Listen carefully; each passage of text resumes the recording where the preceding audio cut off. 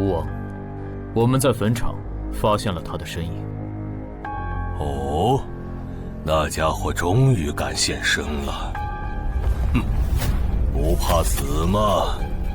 库罗德，那就不惜一切代价将他抓过来。遵命。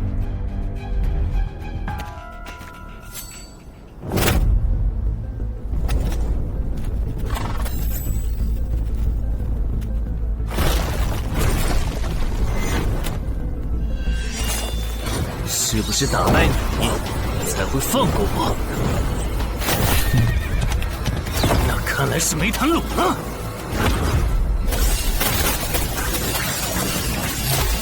这下躲不掉，也来不及格挡。这就是你的实力。还没分胜负呢。敬酒不吃吃罚酒，那就把你变成亡灵带回去。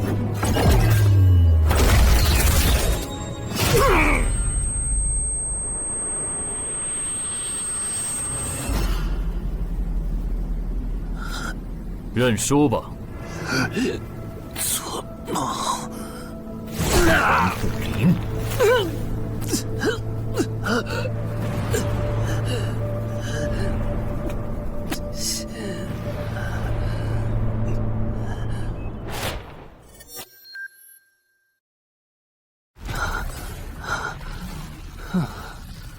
还好只是梦啊！等等，啊！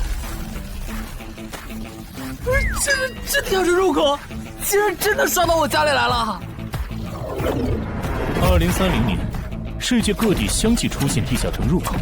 在经历了一系列探索、争夺、开发和地下城失控所引发的骚乱后，各国政府确认了5件事：一、入口无法被破坏，但攻略地下城可以使其关闭。2. 如果未能在规定期限内攻陷地下城，那么该地下城入口将翻转，地下城内的怪物将走入这边的世界。3. 步入地下城并存活的人类将成为冒险者，自此踏上超凡之路。4. 地下城内的怪物等级越高，攻略该地下城的收益越高。5. 最高等级的地下城 BOSS 连核弹亦无法完全消灭。过去10年，地下城入口逐渐被公众所接受，有关地下城和冒险者的情报也被允许逐步公开给公众。冒险者周刊报道显示，冒险者人员十分稀缺，但却人均千万富豪。这一消息令冒险者这一职业变得非常受欢迎。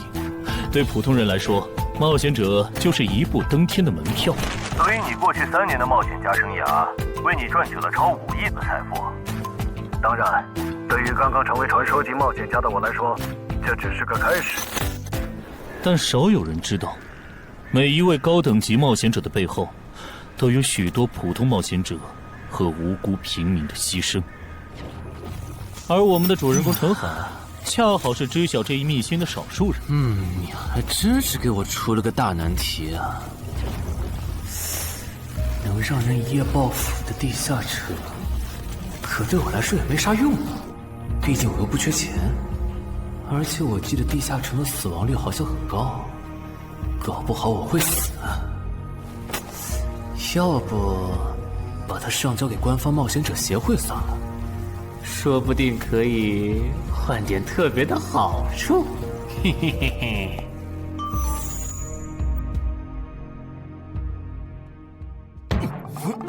谋杀岛慢，但放这也不是事啊。时间一到，入口翻转，怪物全跑出来，大家都得遭殃。这样，我先瞅瞅这地下城啥类型，要是死亡率高，我就搬到别的城市，走之前报警让警察来管；要是死亡率低，我就自己搞定。真搞不定的话，再搬家，然后报警。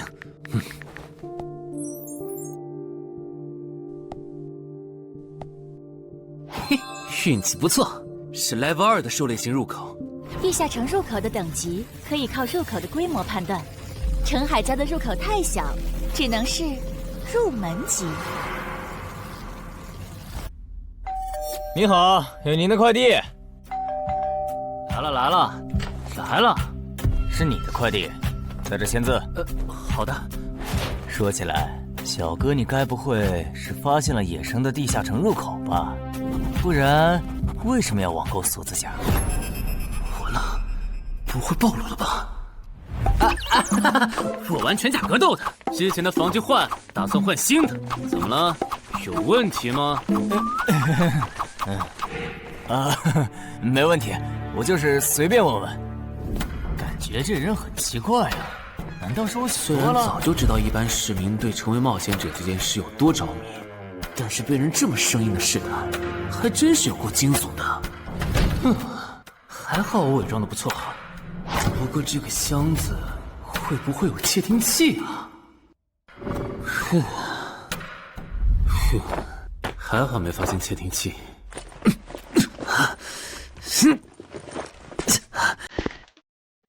有点重，还有胸口也有一点点闷。怕眼镜在战斗中不方便，从而携带了隐形眼镜。没有防身武器，就在附近消防器材店随便买了把消防斧。锁起来倒是不影响，还行。那么，出发吧。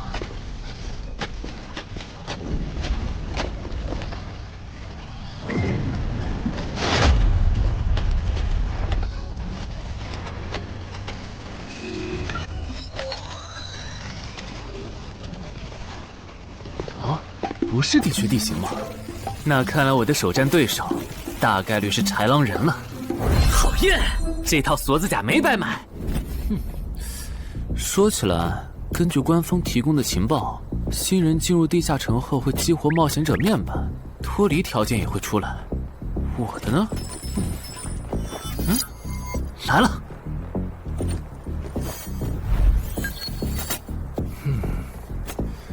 我记得普通人基础属性是10点，8点算弱，14点就很牛了。我不咋锻炼，力量和敏捷才9点，很正常。但智力有16点，真没想到啊！虽然智力和魅力是前期最没用的属性，但16点的智力，就算是协会或者财团内部也不多见吧？膨胀了，冷静，看一下地下城的脱离条件吧。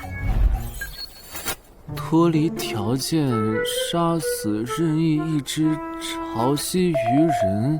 通关条件是全灭一个潮汐鱼人小队。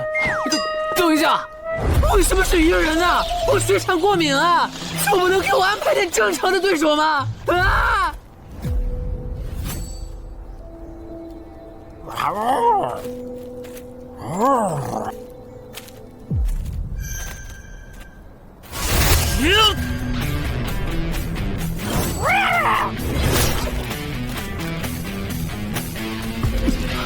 不是吧？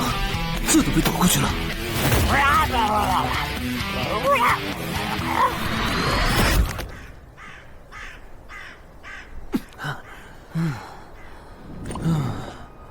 不是，这个地下城的难度标注是不是搞错了？一个落单鱼人就能把我打得差点翻车，如果遇到满编的鱼人小队，我岂不是要就地归西？啊，等级增加了 ，Level 2菜鸟，我的称号我与潮汐鱼人5-5开，这玩意儿侮辱人是不是？算了，今天就到这里。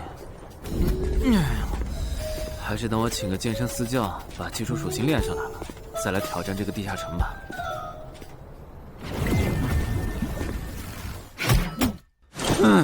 累死我了，半年的运动量都干出来了。又咋了？哦，任务结算呢？我记得地下城的任务结算好像也能爆出奇物的。嘿嘿嘿，我的要求也不是很高，给我瓶加属性的密钥就行。菜怎么了？谁还不是从菜鸟过来的？气死我了！罢了罢了，有总比没有好。让我看看这个保温杯有啥功能。该物品每天可以凝聚500毫升纯净水，可升级。这垃圾东西谁要啊？气死我了！你好，我预约了安教练。哈，您就是陈海先生吧？安教练已经在 VIP 室等您了，请跟我来。好的。没想到东山这样的小地方，竟然也有专门为新人冒险者和冒险者候补提供塑身服务的健身教练。冒险者的6大基础属性中，力量、敏捷和体力是可以通过锻炼得到显著增长的。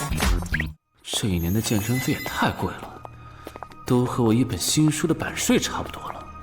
不过只要能让我的身体素质在短时间内得到显著提升，陈海先生，这点钱就花得值。陈海先生，您之前有过健身经历吗？没有。那为什么要花这么多钱请安教练？新手打基础的话，请普通一点的教练就够用了。还是说，陈海先生，你已经成为了新人冒险者，比较赶时间？这旁敲侧击的，还真是够直接的。哼，有条件的话，那肯定要请最专业的，以冒险者为目标，普通教练不能算是好的选择。这样啊？我总不能和你说实话吧？那您应该能和安教练聊到一块儿去。东山市最好的健身教练会是啥样的？好紧张。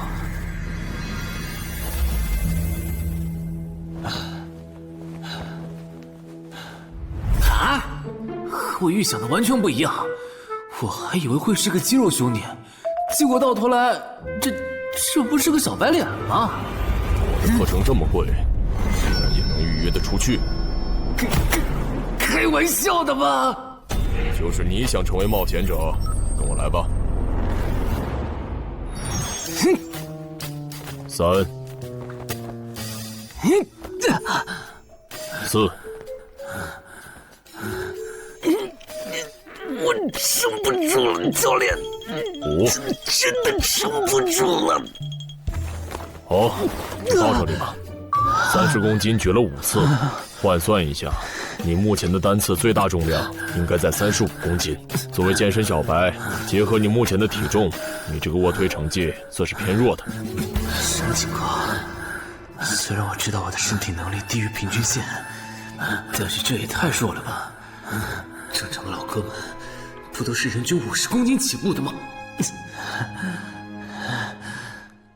陈海先生的基础有点差呢，35公斤的极限数值换算到冒险者面板上的力量属性，应该只有9吧。普通人的力量、体能和敏捷数值是相对平均的，不会偏差太多。他现在这个状况，要在1个月的时间里变成冒险者，几乎不可能。那一般要多久？这个看你，如果天天练的话，差不多1个季度就能达到3个11了。这个11是你成为冒险者后面板上给出的约束，换算下来的话，就是比普通人略强。明白了。所以，办卡吗？那就先办一个季卡吧。我去哪儿交钱？转给我就可以了。好耶，以后撸铁不孤单了。认识一下，我叫徐茂，是健身馆的签约冒险者，以后多多关照。我叫陈海，畅销书作家，您也多关照。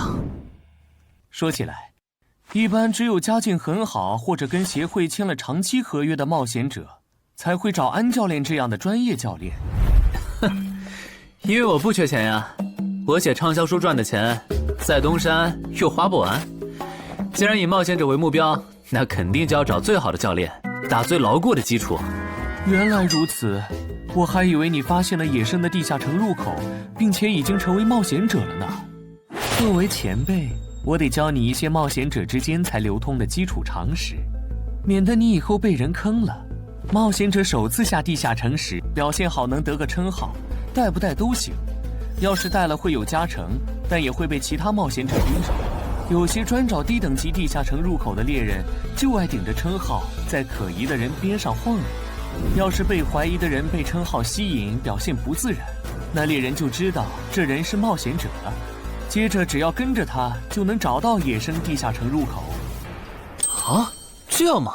真是学到了。没啥反应，看来他真不是冒险者，就是个有点钱想当冒险者的弱鸡作家，那就没价值了。幸亏我先和超级鱼人555开这个称号太丢人了，没装上，不然今天肯定暴露了。安哥那边应该已经快拟完你的健身合同了，咱们过去吧。好的。国内有名的畅销书作者，还是专门写冒险者题材的。怪不得他有财力和动机买我的课，是想把身体数据打磨上去以后进军冒险者行业吧。而且他对课程的学期也没有明确要求，不像是发现了野生的地下城入口需要快速通关的样子。确实，程海是冒险者，或者他发现了野生的地下城入口的概率确实很低。这样，如果徐茂带着他回来的时候，他的注意力没有放在我的头顶，那就走正常流程吧。如果他有异常，那就别怪我了。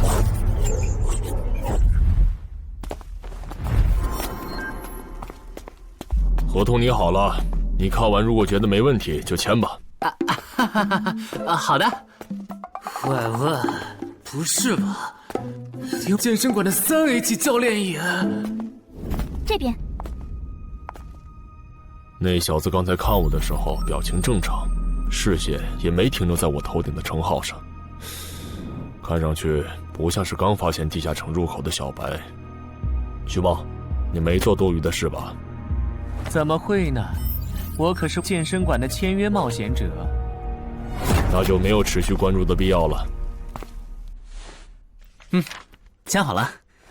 这份是您的，请收好。等下安教练会带您做体能测试。好。行吧。和我判断的差不多，你的体能也偏弱，敏捷测试就不做了。接下来的1周，我们主要做力量和体能塑造。你一般什么时候有时间？什么时候都有时间。行，那明天上午10点来健身馆找我，早饭别吃太油的。没想到国内规模最大的健身机构，竟然会干这种勾当。依靠对新人冒险者和冒险者候补的身体塑造业务来钓鱼，如果我今天的演技再差一点，就要被他们瞧出问题，吃干抹净了。怪不得东山这种小地方会有3A 级教练常驻，恐怕全国各地……等等，这样看，所有和冒险者沾边的服务应该都有坑，包括我买的锁子甲。还好我当时觉得在同一家店购买防具和兵器的行为有点不打自招，不然网购锁子甲的时候就暴露了。看来我还是低估了冒险者这个职业的潜在风险。得调整一下计划了。原本想着等锻炼的差不多了以后再来挑战这个地下城，但没想到现实世界如此残酷，针对低等级冒险者的坑到处都是。虽然今天运气好避开了一个坑，但我总不会每天都有这么好的运气吧。只能冒险来地下城提升冒险者等级了。这次的脱离条件是鱼人眼珠吗？对了，不知道昨天那只的眼珠可不可以？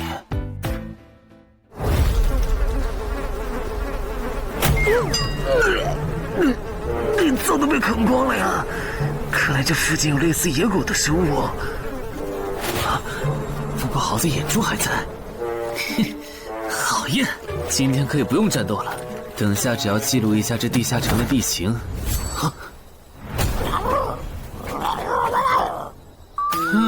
鱼人呢？我还以为是什么呢，吓我一跳。只是一只落单鱼人的话，我根本……一只还好，2只我肯定打不过呀！快run！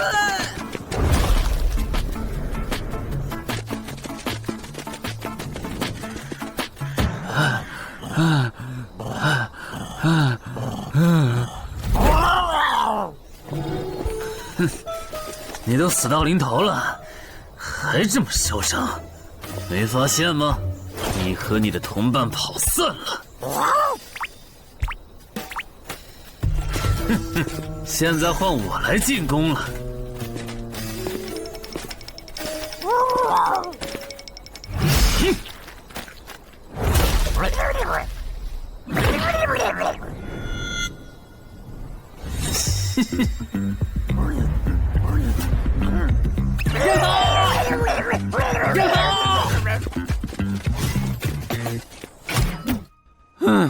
累死我了。不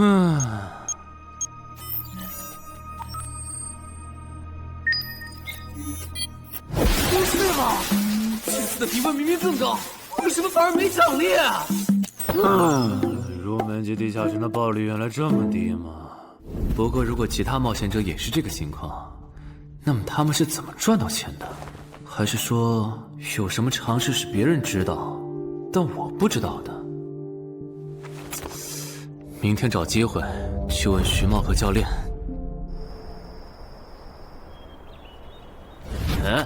徐茂和安教练还没有来吗？徐茂去隔壁室了，大概要过几天才会回来。安教练今天临时有事，得中午才能来。好吧，那我先去 VIP 室做体能训练。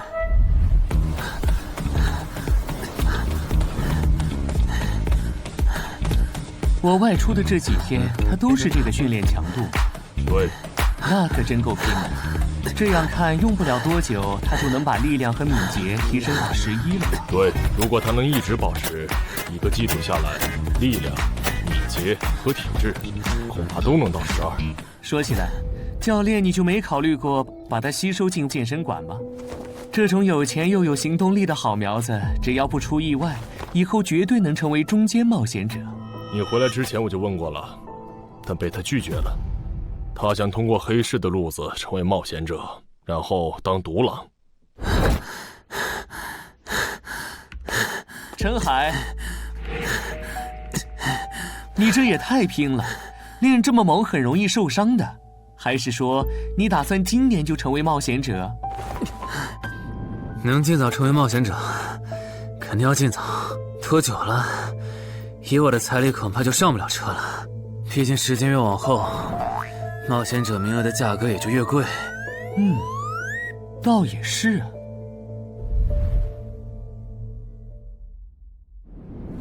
算上前天安教练的招揽，我大概可以肯定，徐茂和安教练已经排除了我拥有入门级地下城入口的可能了。接下来可以找一个合适的时机。发什么呆呢？在想事情？没，可能是太累了，有点走神。你这样肯定不行，频繁的超负荷运动只会累积伤病风险，真受伤了反而会拖慢你的塑身进度。我也意识到了，后面应该会减少训练量。对了，截止到现在，你的前期投入都赚回来了吗？还早着呢，照现在这进度，起码得等我到11级才有可能回本。为什么是11级以后？因为1到5级的冒险者挺好混的，有老手带着，完成任务就能撤退，死亡率极低。没想法的就可以这么混等级，而6到10级后，任务变难了，怪物的情报就值钱了。上阶段的混子在这阶段就去收集情报，死亡率虽然变高了，但还能接着混。只有到了11级，地下城的难度提升到混都没法混的时候，才是我这种冒险者开始盈利的时候。这个阶段的冒险者对实力的提升最为迫切。装备、奇物、技能书，一切能提高生存率的东西都能卖出很高的价格。不是，我不明白，11级后的地下城那么危险，为啥6到10级的冒险者不提前准备？不提升有很多原因，一是官方不管民间冒险者攻略地下城的事，好多冒险者到11级就想退回去过正常日子了。二是地下城的东西只能让一小部分冒险者在精英地下城混下去。11到15级赚得多，但风险也大，而6到10级，有人光靠收集情报和做后勤就能回本了，所以他们也就没必要冒着生命风险去11到15级这个阶段打拼了。原来如此，所有冒险者在6级，不，在更早前就已经完成分流了。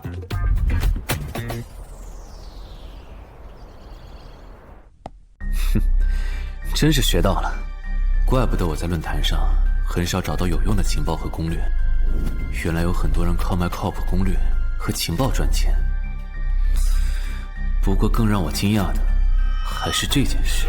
同一个地下城，冒险者就算反复刷脱离任务，也只能得到1次结算奖励。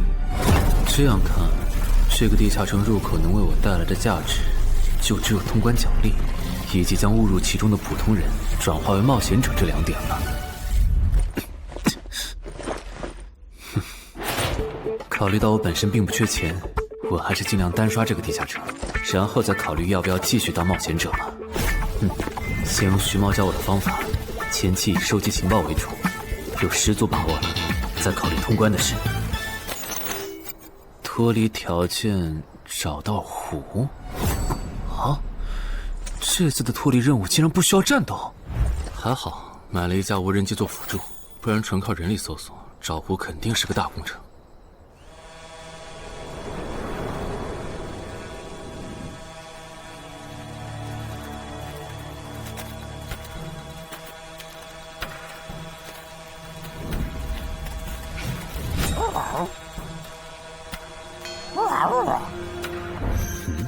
这是什么？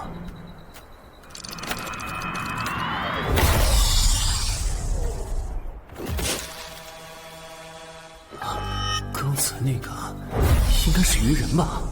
虽然外形和气场和我之前遇到的鱼人有很大差别，但他应该也是鱼人，只不过等级应该更高。算了，先不管他。等我完成了脱离任务，再回来找那只橘红色鱼人。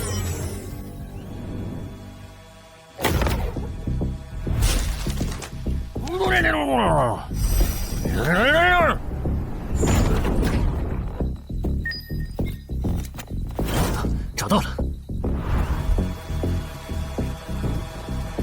哼，怪不得森林地形的地下城会刷出鱼人这种怪物，原来森林深处藏着一个这么大的湖吗？这样的话，脱离任务就算完成了，不用和鱼人接触可真好啊！接下来，是那只橘红色的特殊鱼人。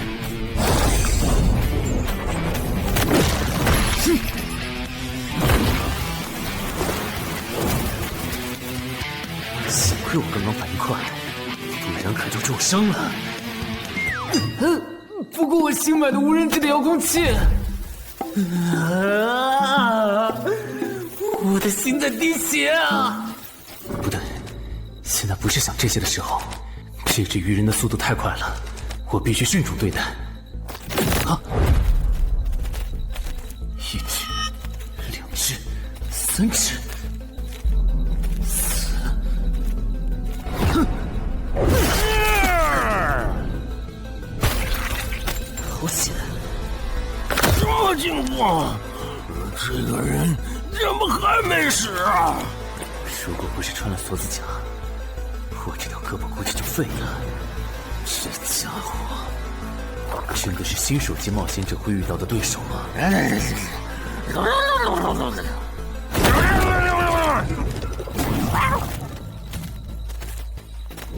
如果只是和这只橘红色鱼人单挑也就算了，关键我还得抽出一部分精力来处理身后这几只杂兵。不管怎么看，这个地下城的难度绝对超纲了呀！要不，好吧，脱离通关任务重置了。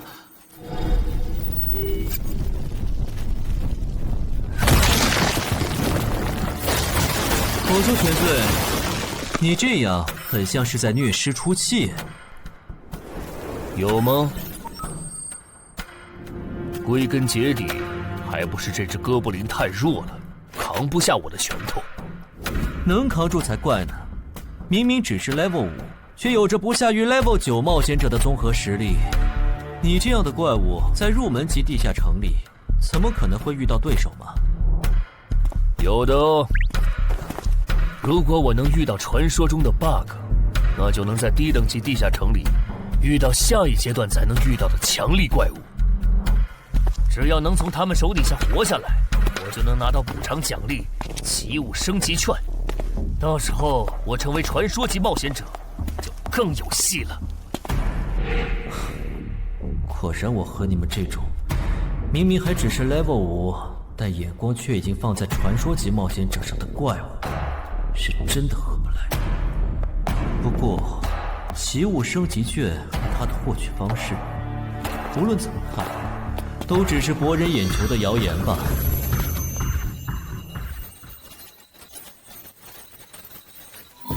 在高战力异常鱼人个体的追杀下活过3分钟，任务完成后将得到额外补偿，奇物升级券。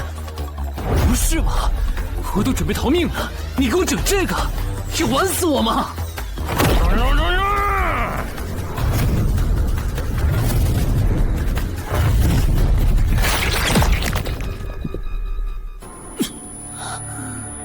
我这算是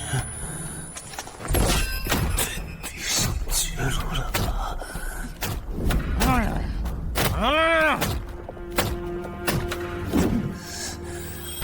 早知道当初就不该成为冒险者，好好当个畅销书作家不好吗？虽然嘴上这么说，但我其实很清楚，这些年因为写冒险小说的缘故，我一直对地下城有向往，向往自己成为冒险者，体验那紧张而刺激的冒险者生涯。是的，虽然我怕死，人怂又不能打，但我的冒险人生绝对止步于此。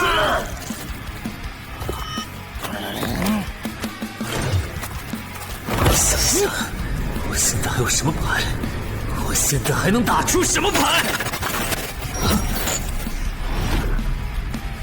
使用称号，我与潮汐鱼人五五开。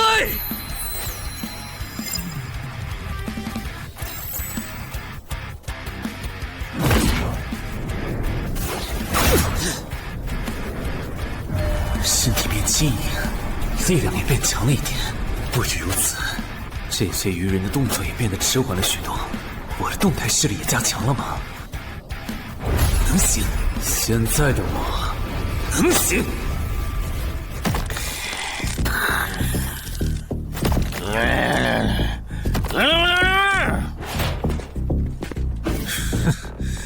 没想到高级鱼人说的话，我竟然能听懂。就剩你了，头目。我是干掉了这只下级士兵，别再得意忘形了啦！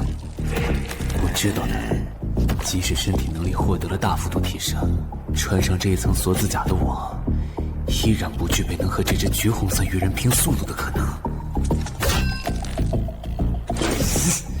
机会只有一次，利用鱼人直线攻击和我头部暴露的弱点，对方的进攻方式、路线和目标都已确定。我要做的就是舍弃头部的防御，用它做诱饵，争取到一次以伤换伤、重创对方的机会。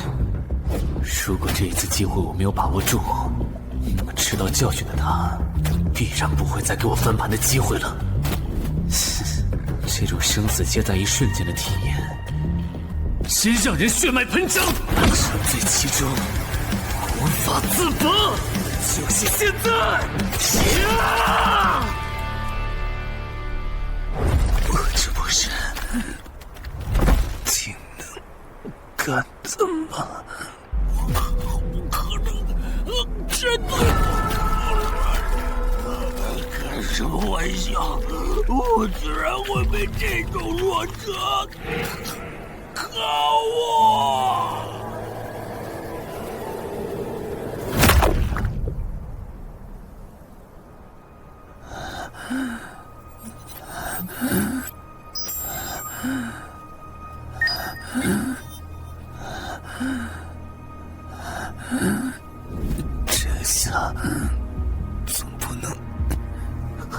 定我是菜鸟了吧？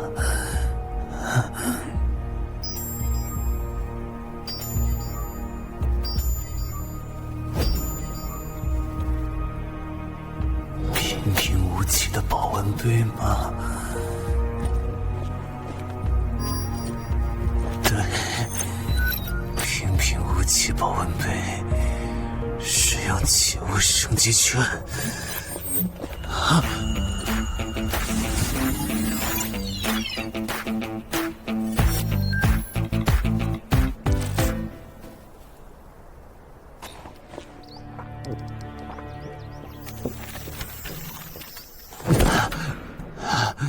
活过来了。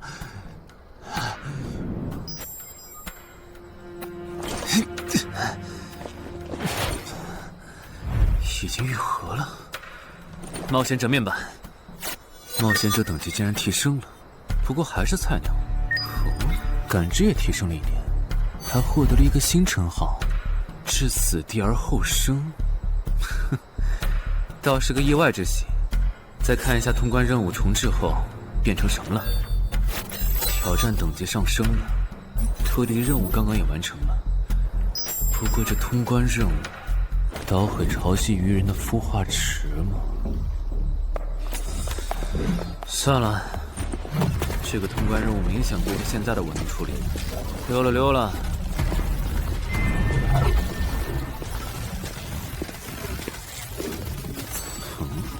是错觉，怎么感觉这个地下城入口变大了？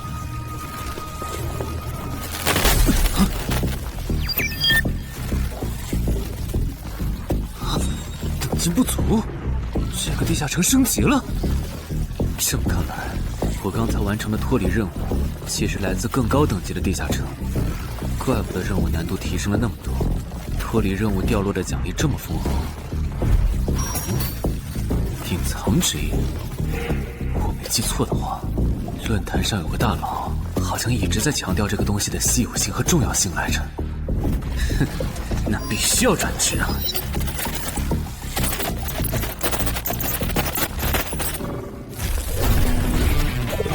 啊，什么情况？感知竟然提升了，死亡行者也算是新职业了。越接近死亡的话，属性点提升就越大，可以1至4点。刚刚啥玩意儿？我家，这就是感知16以后的世界吗？即使闭上双眼，我的大脑依旧能够准确勾勒出客厅每一角。真不敢想象，20点感知的人类眼中的世界又会是什么样子。说起来，我与潮汐鱼人55开这个称号的效果，刚刚在地下城已经体验过了。这个至死地而后生的称号，效果又会是什么呢？被逼入绝境以后，就能得到力量、敏捷、感知，每个加4点的加成。这个称号的触发条件和死亡行者的触发条件差不多哎。等等，也就是说，死亡行者搭配至死地而后生，极端条件下可以给我带来8力量、8敏捷、9感知的提升。哈哈哈哈！这也太超模了吧！胆子再大一点，以后遇到打不过的敌人，我完全可以靠自残触发效果让属性提升。等干掉敌人以后，再用稀奇古怪的回血药水把状态拉回来。而且回血药水的用处也不止于此，有了它，我再也不用担心健身过度肌肉拉伤了。反正每天都能回一次血，完全可以想怎么练就怎么练。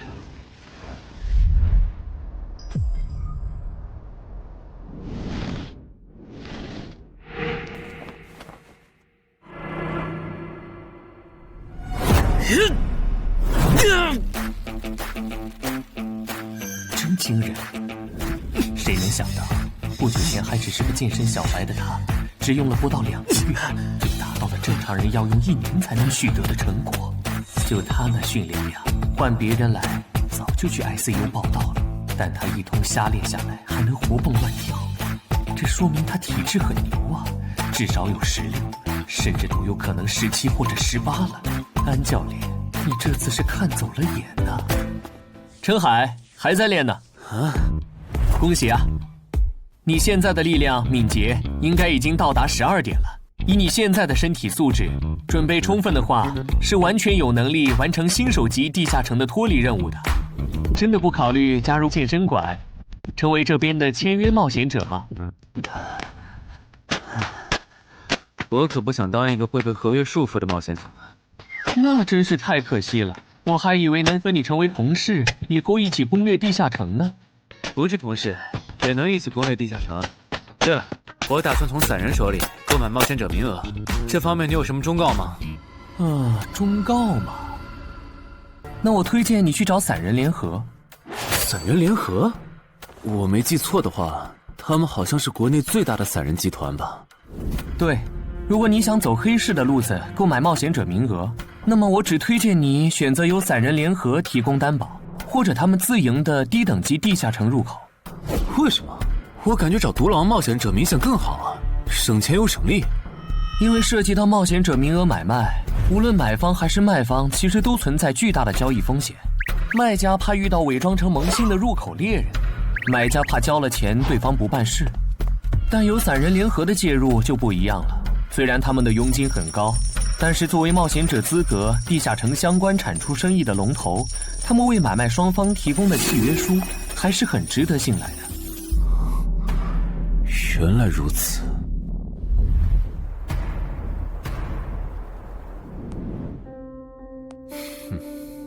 查了一下，整个漳州只有云霄市的这个老廖稍微靠谱点，找了散人联合做担保。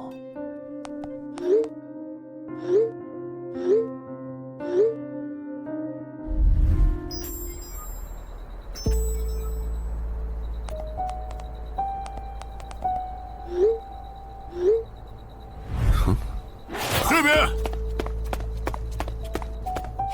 云霄老司机。没错，你就是爱写作的东山市民吗？你好，就差你了，快跟我来。签完契约书以后，我好带你们去地下城。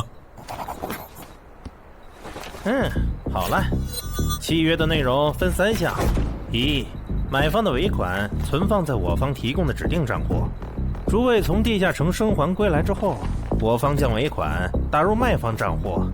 2，进入地下城后，买方不能做出违反安全协议的出格行为，卖方也不能见死不救或对买方施以暴力。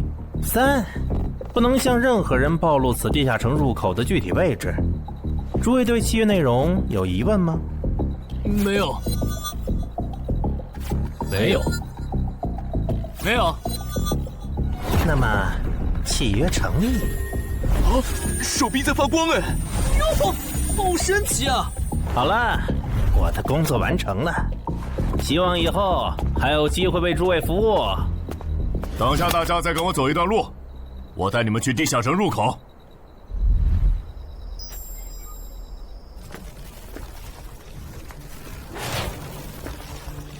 这个地下城入口的位置确实隐蔽，难怪没有被官方和云霄市的资本发现。好了，大家排好队，按顺序进入。我先走一步，给大家带路。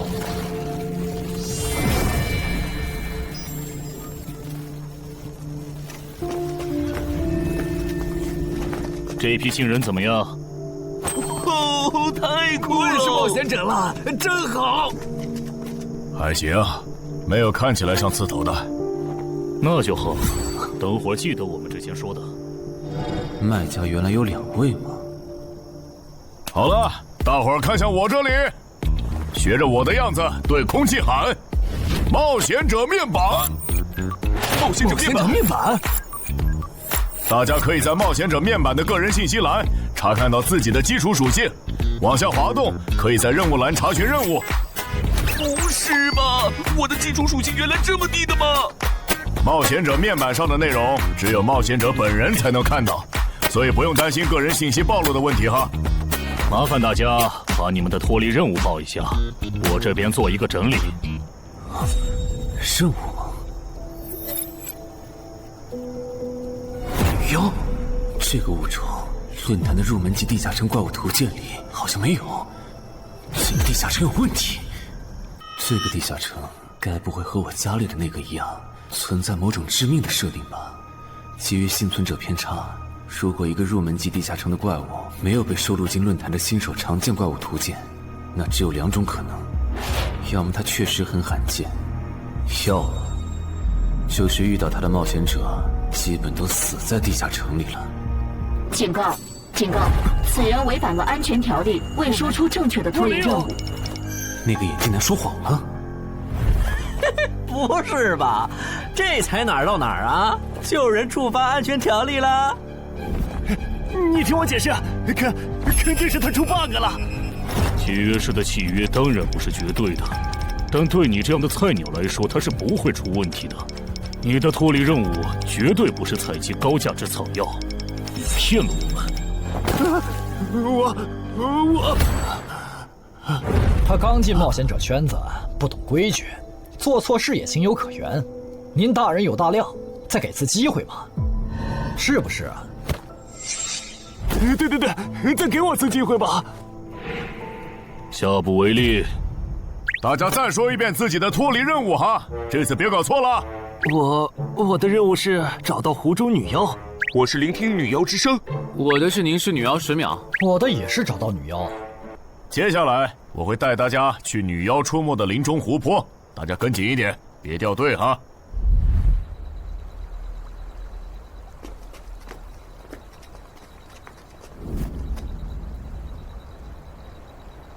冒险者面板。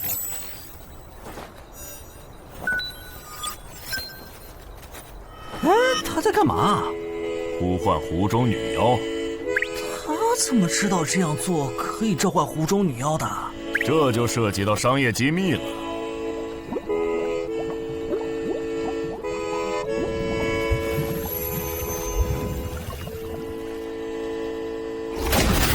女妖出来了！我的脱离任务完成了，我的也完成了。8、9、10。大家把耳塞戴一下，女妖马上就要唱歌了。不戴的话会怎么样？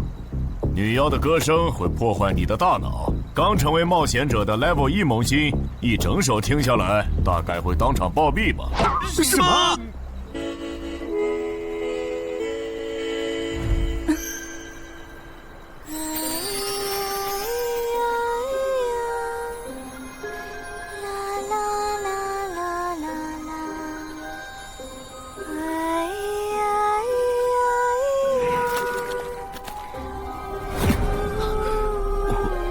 刘备醒了，就听了这一小会儿嘛。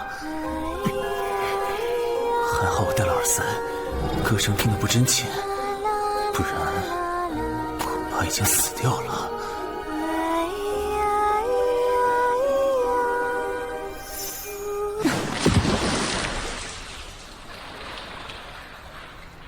大家的脱离任务都完成了吗？都做完了，那咱们就原路折返回去了哈。搞笑，让我们原路返回？来之前我已经查过了，地下城里的植物和矿产都是很值钱的。你这么急着赶我们走，不会是想要独吞这个地下城的产出吧？我们可是付了钱的，为什么不能在这个地下城采集高价值草药和矿产来回血？等一下，咱们的契约书里可没有这条。但也没有不准我们完成脱离任务后采集高价值草药和矿产的条例吧？原来冒险者还可以在地下城内采集草药和矿产的吗？你不知道吗？其实大部分冒险者并不具备通关能力的，他们主要的盈利方式就是搬运地下城内的物资和收集怪物情报。你是觉得脱离任务已经完成了，我们又碍于契约不能对你出手，所以可以发难了是吗？不然呢？真是笨蛋。但有一点你没考虑到，那就是我并没有和你们签订契约啊。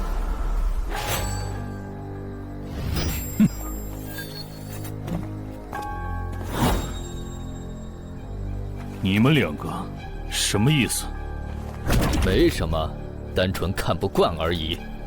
我觉得这位朋友的理由其实挺合理的，只是一些药草和矿产，没必要那么计较吧。但是基于契约文书第1条的话，如果有人死亡，我们就拿不到尾款。你可以保护我们啊，作为回报，我们可以将采集到的一部分物资分给你。不好意思，我们并不想冒这个风险。真的只是因为不想冒这个风险吗？难道不是因为这个地下城藏着别的秘密，你们怕我们发现它吗？我明白了，你不是新人冒险者，你是奔着通关任务来的。老六，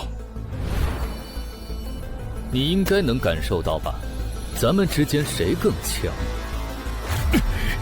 可恶！地下城让给他们，我们走。啥？你等等我呀！他们为什么就这样走了？这不很明显吗？这2位帮我们说话的朋友，其实是比那2个人更强的冒险者呀。过奖，其实强的不是我，是我的这位朋友。等等，不太对。3人联合的契约师不会蠢到让假装萌新的冒险者轻松找到契约书漏洞，这不符合逻辑。大家可以自行选择，接下来是单独行动，还是跟我们一起行动？单独行动的话，你们的收益可以独享；如果跟随我们一起行动的话，通关奖励我们要1半。1半？这么多？这叫多？你没仔细听吗？是通关奖励的1半。这2位资深冒险者的目标是通关。新人冒险者的通关率一般只有10%，甚至更少。就算分出去1半，我们也领先了90%的新人冒险者。大叔，你别得了便宜还叫委屈啊！所以这其实是好事。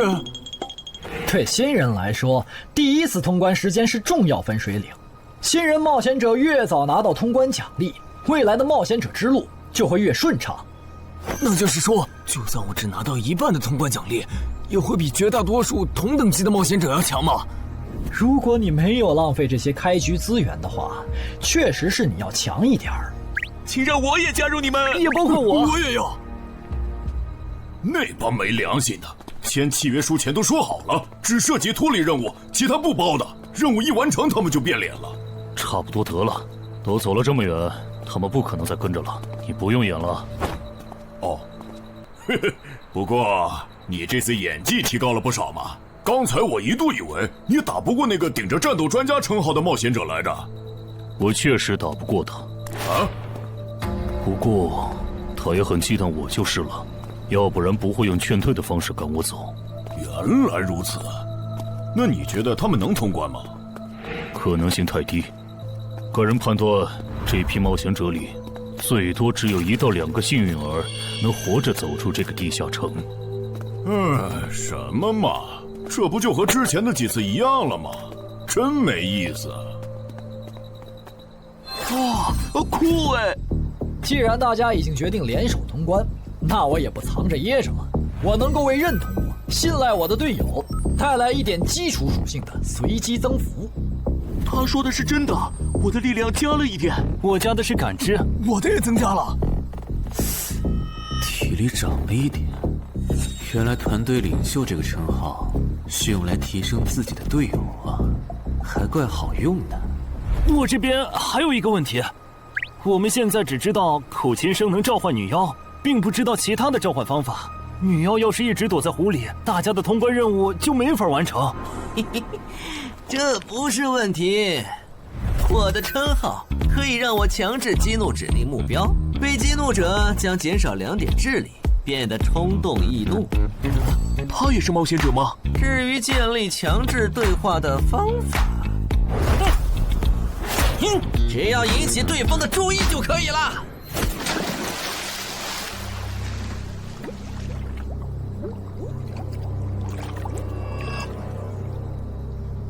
蠢货，你过来呀！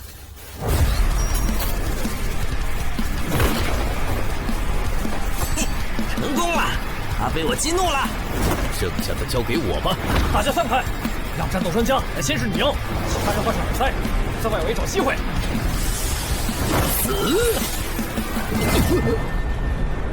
穿过去了。开什么玩笑？竟然是灵体！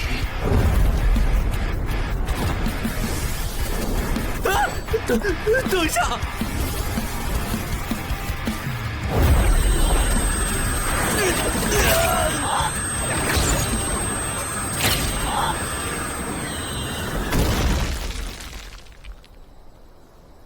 还好有2-3，只是鼻子出血。不是吧？这个女妖原来是个妖魂！娘，有把握吗？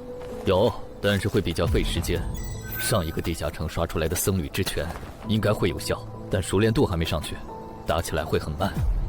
慢就慢了，这只女妖应该没有其他攻击手段，对我们的威胁很小。我有预感，这个地下城的通关奖励会非常丰厚。哼，愚蠢的选择。等等，你先别走。不是吧？10万个人里都不一定能出一个的感知16点的人，竟然让我……你为什么觉得他们的选择是有问题的？使用称号，他们当我不存在，真晦气。喂，你搁这对空气自言自语什么呢？不是，我刚才……不是没人吗？幻觉吗？有东西过来了！什么东西？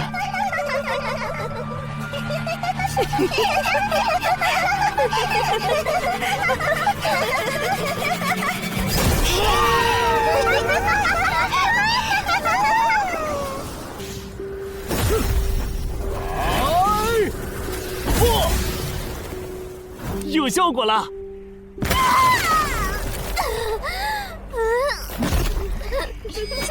什么声音？我们搞错了，这个地下城不止一个女妖，那2个卖家没安好心。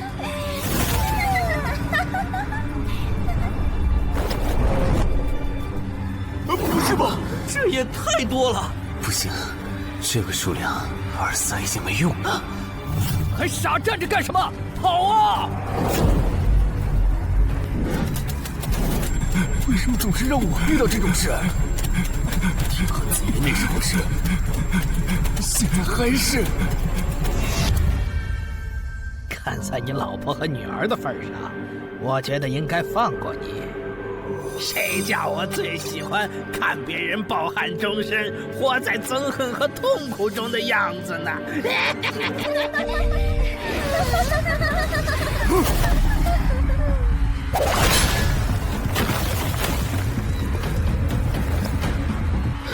你们以为我是谁？给我滚开！妈妈，我错了。来呀，也不怕你们！来呀！被摆了一刀啊！怪不得那2个入口持有者的契约没限制3级以上冒险者进来，原来是想引4到5级的冒险者来通关。等我们团灭后，就进来捡我们的通关奖励，真是好算计。关于如何杀死这些女妖，你有建议吗？这声音，有建议就赶紧说。女妖不光靠声音攻击，还有别的攻击手段。我费了听觉才勉强躲过第1轮奸笑。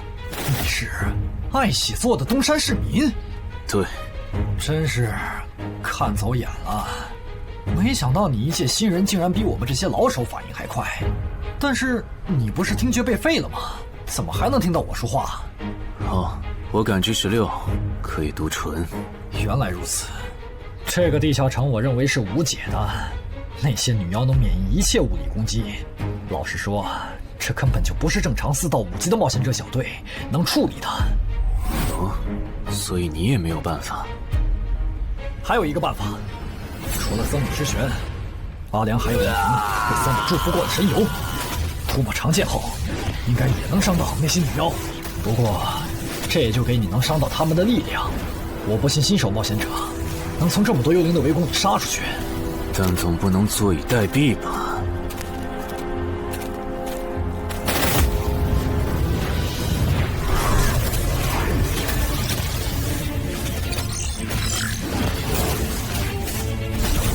置死地而后生。能听到吗？我问过你的同伴了，他跟我说，要通关必须从你那里拿到被僧侣祝福过的神油。通关吗？能帮我拿一下吗？不好意思，我眼睛瞎了，恐怕没办法操纵冒险者面板取出你要的东西。这样吗？不过我还有一个办法可以让你得到它。什么办法？你干什么？就是以死后掉落的形式让你获取。其实我也不是非要那罐油杀人夺宝不可。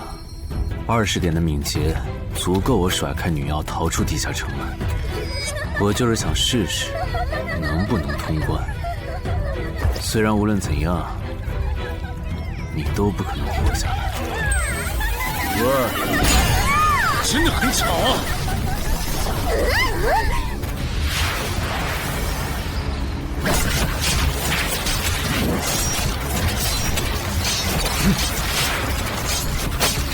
对邪恶生物伤害加2点，那么还是反击吧。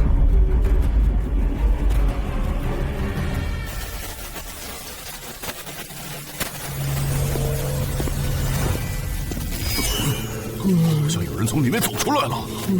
哪有人啊？你看错了吧？不是，我真感觉到了。果然，他们那不能攻略的地下城是陷阱，引同等级冒险者来做通关任务，把人坑死在里面，接着捡掉落的东西，或者等冒险者重伤出来就杀人夺宝。雇主的儿子应该就是这么被害死的。石斧秃鹫是指利用高难度地下城坑杀同等级冒险者，然后拾取对方掉落的堕落冒险者。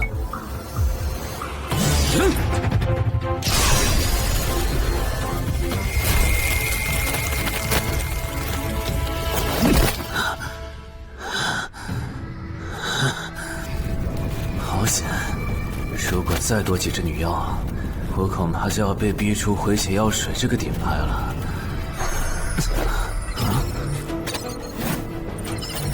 您的绝妙操作取悦了路过的死亡主宰，得到其恩赐，亡灵亦不能杀死我。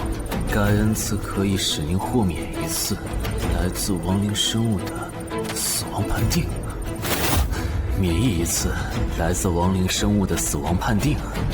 好霸道的额外奖励！额外奖励都这么丰厚了，合并结算的奖励还高于单独结算，那么肯定要合并啊！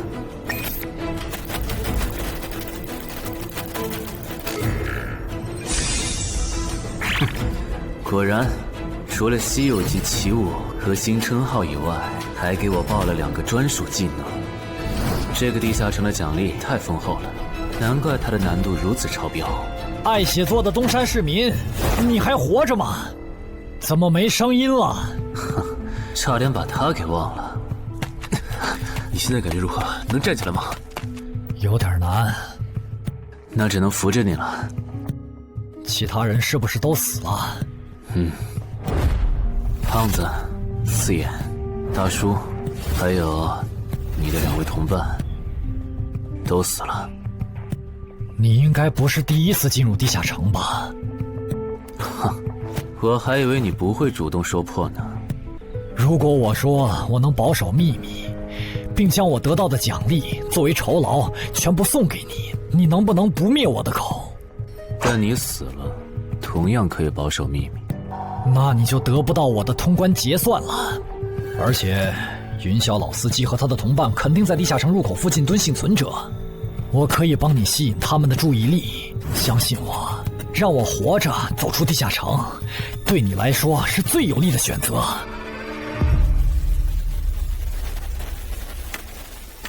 看到了吗？这才是真有人出来了。哎呀，刚才那次算我看错行了吧？等等，地下城在坍缩，他们通关了。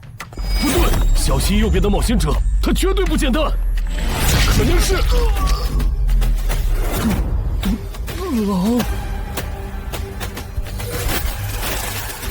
先干掉一个弱的，接下来到你了。从龙山市民，你好大的胆子！不是吧，不是吧？不会真有人觉得自己坑完人不会被报复吧？呵呵，这么霸道的吗？闭嘴！哎呀，我好怕呀！你这家伙，找死！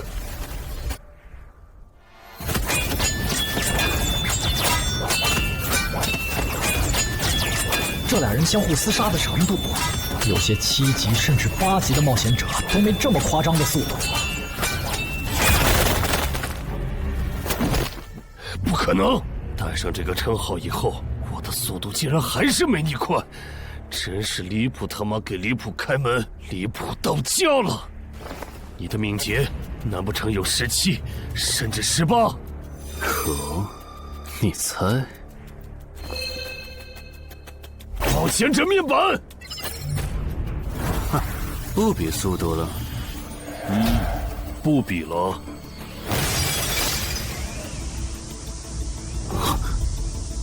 这本来是为那个战斗专家准备的，不过给你也没差了。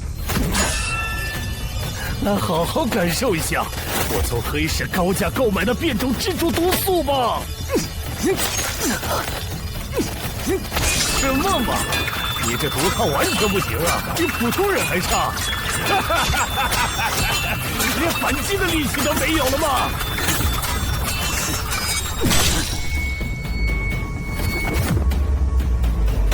太慢了，太慢了！你这样是伤不到我的。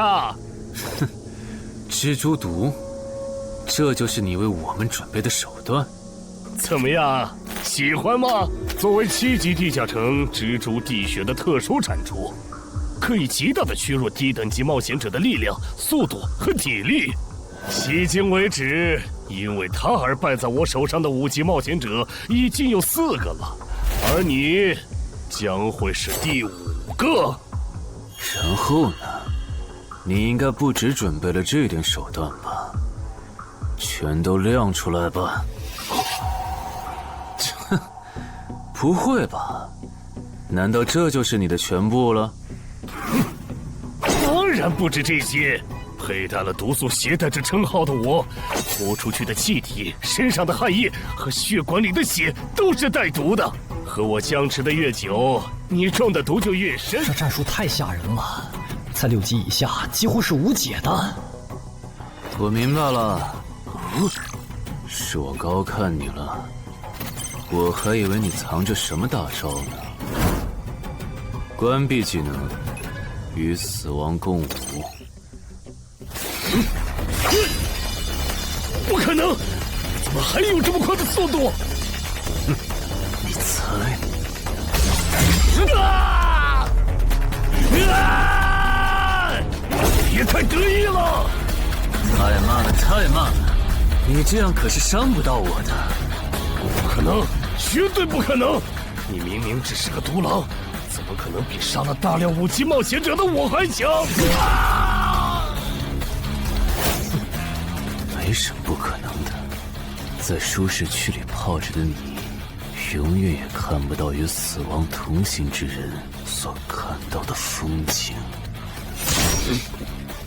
但是，溺死的往往都是会水的。散人只有劣势更弱小的散人，才能积攒出大量的财力和武力。我的路才是正确的。对普通人来说，或许你才是对的。不过，在我看来，与死亡同行之人，如果走到了极致的话，未必不能超越死亡。不是吧？那么强的人，竟然这么轻易的被……啊！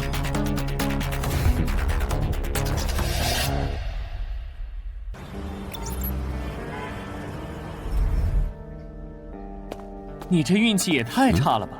啊，徐茂，你怎么来了？来看你啊！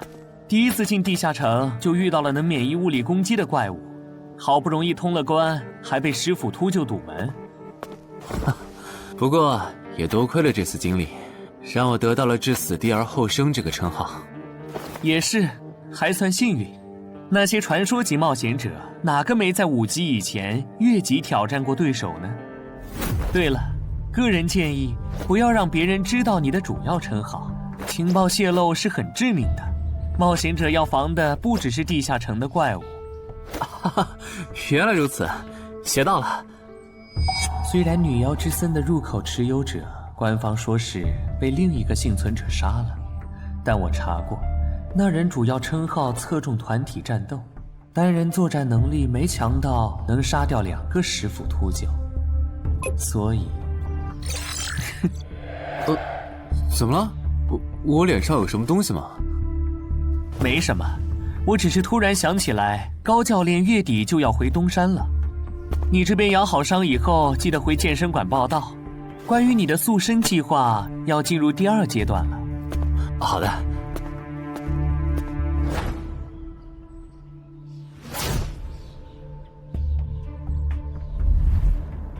你不打算做攻略型冒险者了？没错，这次地下城经历让我明白，我没当传说级冒险者的本事。与其在这阶段的地下城拼命，还不如到6到10级的地下城多弄点钱，然后就隐退。哎，不过你和我不一样，你有成为传说级冒险者的潜力，但前提是，你得改掉独狼的习惯。为什么这么说？独狼玩法在10级前的地下城能提高任务结算评分，多拿奇物、称号和技能，但11级到15级的地下城难度大增，光靠个人根本过不去。如果你想成为传说级冒险者，10级前就得组建自己的攻略团队，不然在11级到15级时，要么会掉队，要么就会被官方财团收编，就没机会再往上提升了。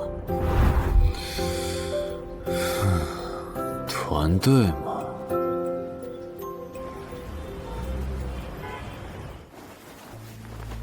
害死我儿子的秃鹫们已经死了，杀死他们的人就在这2名幸存者之间。你认为谁才是帮我儿子报仇的恩人？他。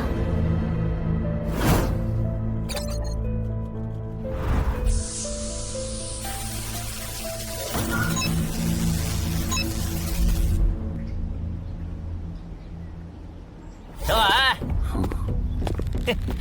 你就是女妖之森的通关者陈海吧？我们对你在女妖之森得到的通关掉落很感兴趣，你开个价吧。不卖。他说不卖，他不会真的以为我们是在跟他商量吧？那我换种说法，把你在女妖之森得到的东西交出来，立刻马上，不然有你好看。你们在干什么？不许骚扰我们医院的病人，走开！烦人的家伙来了，哥，我们走。切，真晦气。下次他们再来骚扰你，你就来找我。我哥哥是10级冒险者，他们不敢惹我。谢谢。不，该说谢谢的人是我。我的好朋友死在了女妖之森，你和王先生攻略了这个地下城，还铲除了用它钓鱼害人的秃鹫。原来还有这么一层关系啊！我说我死去朋友的家人，都能感激你。总之，这是地下城暴走后的随机拉人现象。怎么还会拉我呢？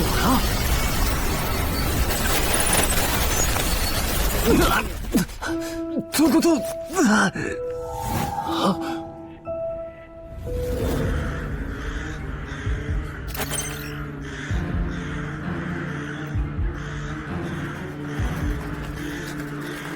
大家不要惊慌，我们只是被拉入了翻转后的入门级地下城。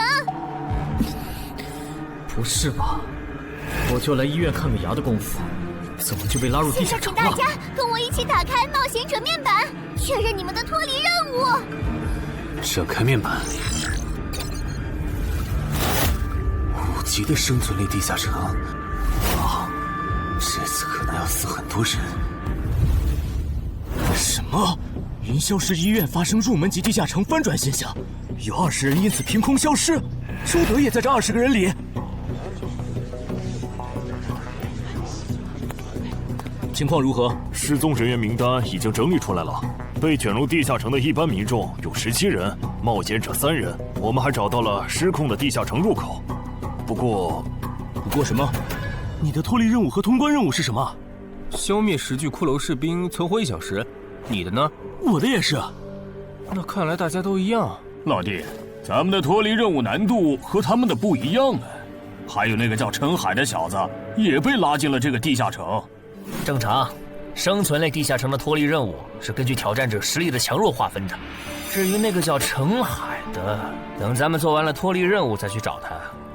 那个，大家听我说，这个地下城非常危险，请大家捡起地上的兵器，3到5个人为一组，凑齐脱离条件以后，尽快离开吧。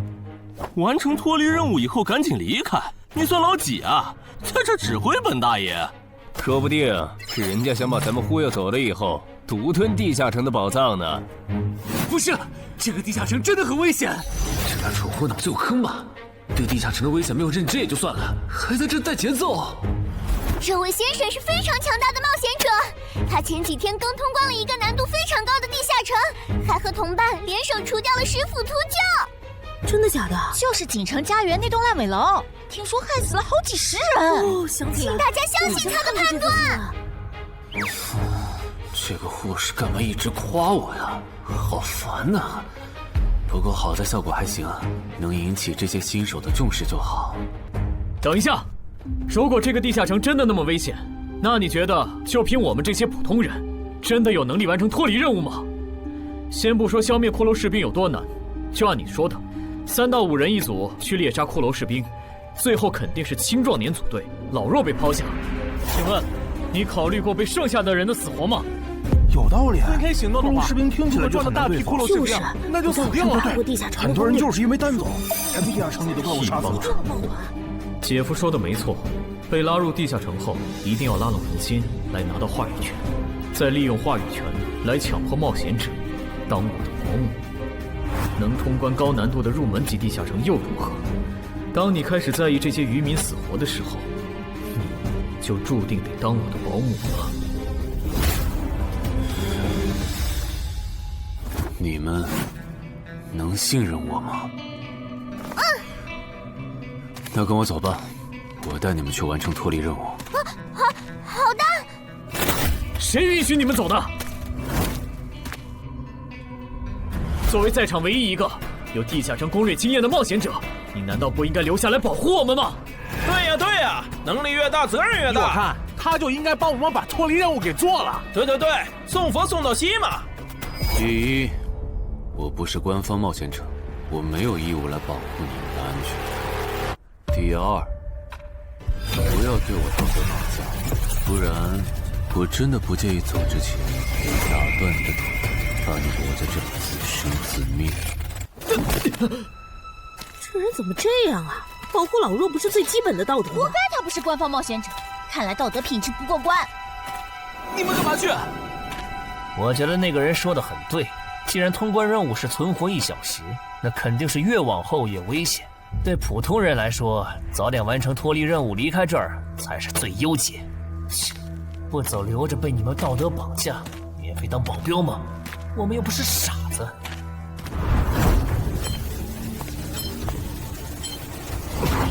怎么是他？这个地下城有什么问题吗，尚科长？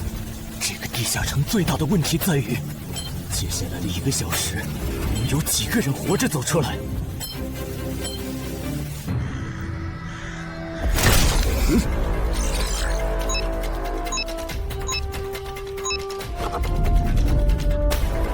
你们就学我刚才做的，用剑去砍那些骷髅士兵的颈椎。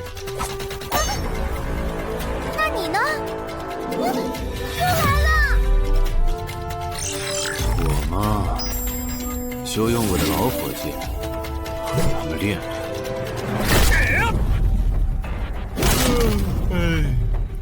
打完这批记得换班啊，老哥。好嘞。骷髅士兵不刷新了，看来并不是无限的。好消息是新人的压力小了，坏消息是我这样的老手完成任务更难了。这周围的骷髅士兵被咱们刷光了，换地方吧。好。受伤的人往后退，剩下的2人一组，交替清理从地里爬出来的骷髅士兵。再战40分钟，大家就可以回家了。好。亏我之前以为当冒险者有多难，结果就这儿啊！是啊，这些骷髅根本就没有那个老手渲染的那么危险。等这次结束，你也是个有名的冒险者。这些骷髅虽然弱，可不代表这地下城难度低。正相反，骷髅越弱，越说明地下城有极厉害的 BOSS。更让我烦的是，这地下城怪物也太少了。虽然我以老弱不宜参战为由，劝退了近半的冒险者，但是分到我这的怪物才4个。最后10分钟，这地下城难度肯定飙升。要是接下来10分钟都没有新的骷髅士兵刷出来，我就得自己想法子凑够剩下的6个骷髅士兵了。脱离任务做完了。嗯。你呢？还差几个？8个。把机会都让给他了吗？那你先回去吧，我们继续刷骷髅。等做完脱离任务以后，咱们3个在外面集合。10年来没有1个人通关。不止如此，这个地下城的幸存者们也非常奇怪，几乎所有的都是新人。怎么会有这么奇怪的地下城？正常不都是冒险者越强大生存率越高吗？因为这个地下城有一个被称为强者坟墓的机制。同样的脱离任务，新人的难度只有老手的1/10。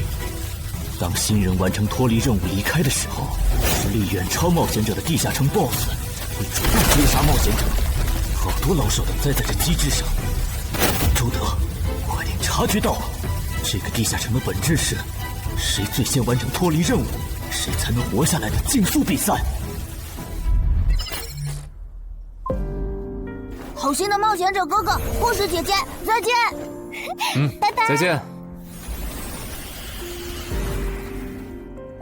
等下遇到的骷髅士兵，我多分给你一点。你先完成脱离任务，和他在外面会合。好的。有人完成脱离任务出来了。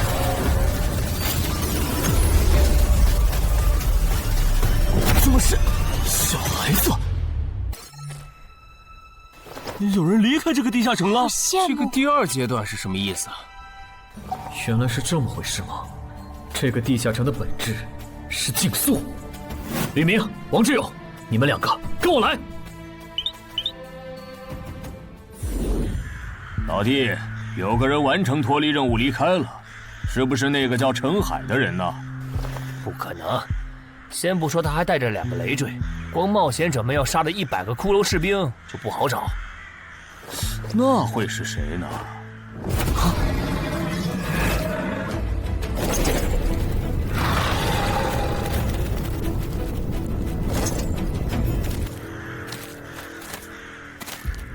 叫我们跟着他出来，都走这么远了，也不解释一下。如果遇到大群的骷髅士兵，咱们3就完了。闭嘴吧，他这么做肯定是有原因的，你没注意到吗？他是看到任务栏变更以后才叫我们出来的，恐怕他比我们更清楚这个地下城发生了什么。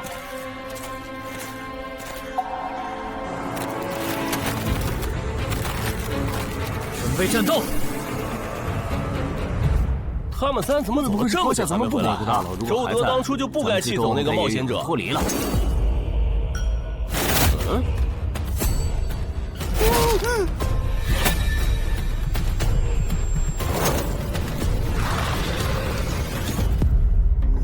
周德、吕明，你们2个王八蛋，竟然拿我当挡箭牌，用完就丢！你们这2个小人！你还差几个？3个。那快了，我们再找些小股的骷髅士兵杀，应该能赶上。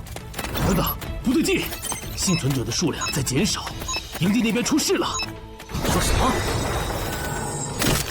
陈海哥，这阶段是什么意思啊？可能是难度提升，接下来会出现更强的怪物的意思吧。这个你别管，你的脱离任务做到哪儿了？我看看啊，陈海哥出事了，其他人都死了，现在只剩4个幸存者了。什么？左2，右2，去左。都说了，是这个地下城的 BOSS 降临了，要想活命，必须就地折返。在 BOSS 找到我们之前，完成脱离任务。别开玩笑了，就咱们2个人，怎么可能在那么多骷髅士兵的围攻下完成脱离任务？王之勇在的时候都做不到。听不懂人话吗？我们已经没有时间去找骷髅士兵了。还差右2。剑锋，救我！你好了吗？马上！陈海哥，好了。常先留下，你先走。可是，退下！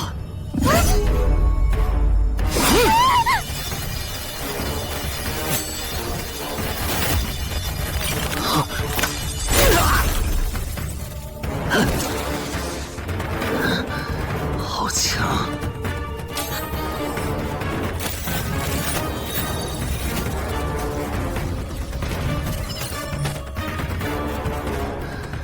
明白了吗？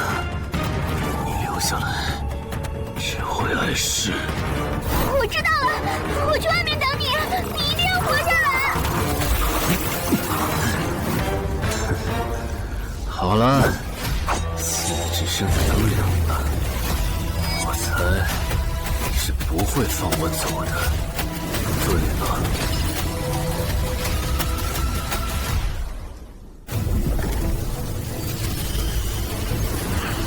是护士姐姐，里面还有幸存者吗？有，但是陈海先生他……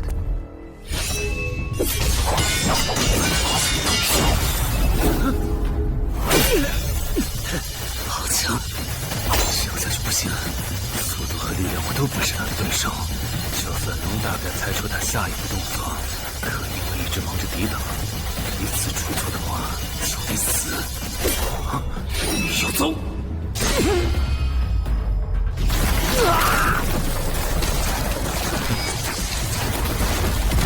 这么巨大的实力差，你还能跟我过几招？在我这儿撑这么久，了不起。他怎么好像在跟我说话？不对，现在不是该思考这些的时候。想一想，再想一下，到底该怎么做，我才能活下来？没戏了，把这边的情况汇总给漳州吧。就说云霄市医院地下城暴走事件，17名普通市民卷入，仅2名幸存，3名低等级冒险者卷入，无一生还。你在说什么？不是还没到时间吗？这才过去5分钟。就是。我能理解2位的心情，但是请不要再做不切实际的幻想了。这个地下城里的 BOSS， 就算是9级的我，也没有把握面对他能存活15分钟。你要等的人，哪怕是5级冒险者中的佼佼者，最多也就能坚持5分钟。你从地下城出来到现在都过去5分钟了，他还是没有脱离地下城，这意味着什么？你应该清楚吧？怎么这样？如果不是因为我们拖累了他的进度，护士姐姐，陈海先生肯定能活着离开这个地下城。都是因为我们。是啊，全都是因为你们。如果没有那个多管闲事的冒险者帮你俩完成脱离任务，周德才是最有可能活着离开这个地下城的人。我出去冷静一下，这2个新人的登记工作交给你了。那这个地下城入口怎么办？人都死光后，入口会在半小时内关闭，接着随机出现在世界某个地方。当然，如果你实在不放心，也可以盯到最后。好吧。你合格了。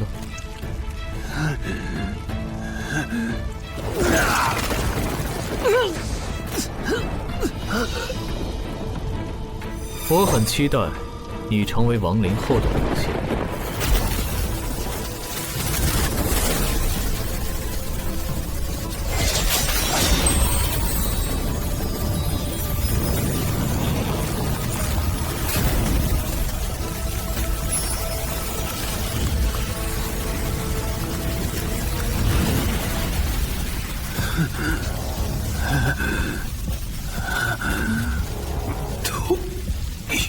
对这个 BOSS 来说，完整的我更有价值。在他回来之前，只有死亡主宰的恩赐。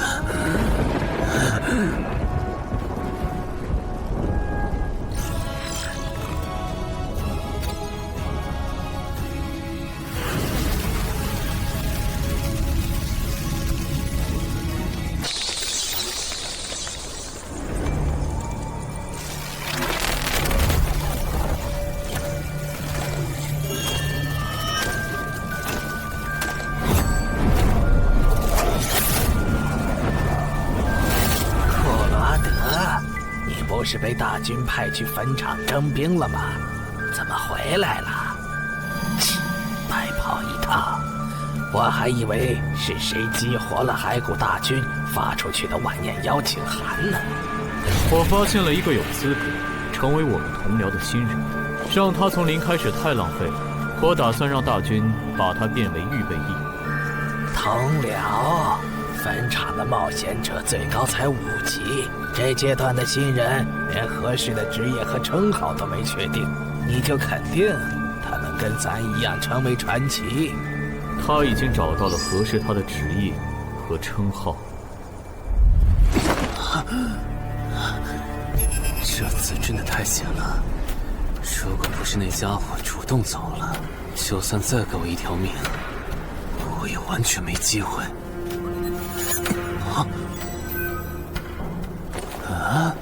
通关任务都显示完成了，为什么没有弹出来脱离选项？不会是必须完成脱离条件以后，我才能离开吧？在那个怪物意识到我没死之前，那得抓紧了。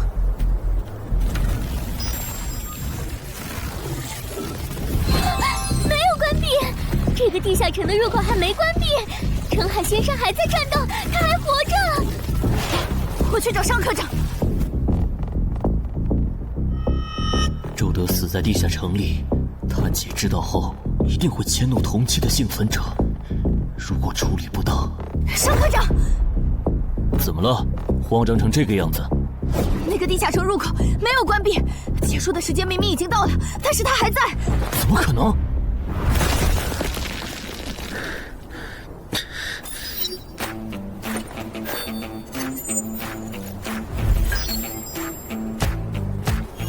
合并结算。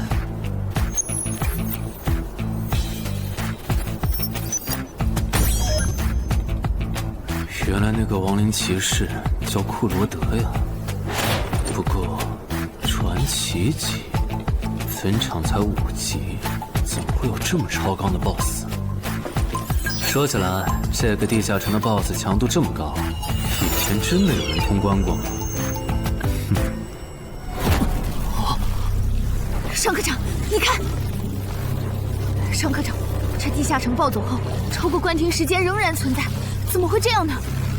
有2个可能：一，被卷入地下城的冒险者完成了通关任务，但却没有完成脱离任务；二，地下城升级。一定是第一种，一定是。不可能的，坟场很早以前就已经被世界冒险者协会定义为几乎无法被攻略级的地下城了。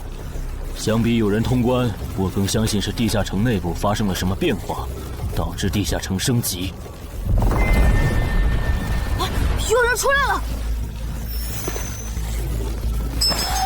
是澄海先生，真的是他！哎呀，你们都在啊！担心死我了，是因为我的原因，你没能坟场竟然真的被他打通关了。一辈子的。没那么严重吧？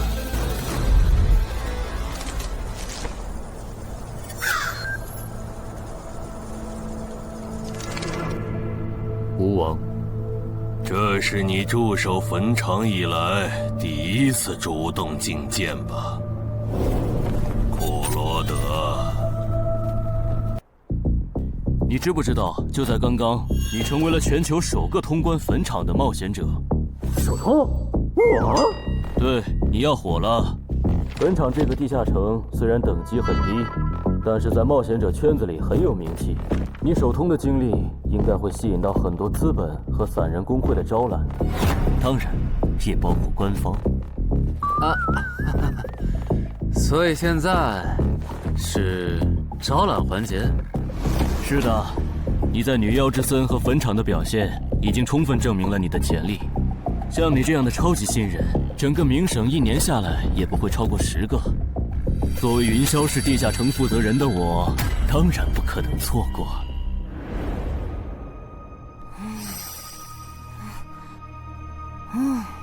恩姐，你说那个叫商礼的，是不是想抢走陈海哥的通关奖励啊？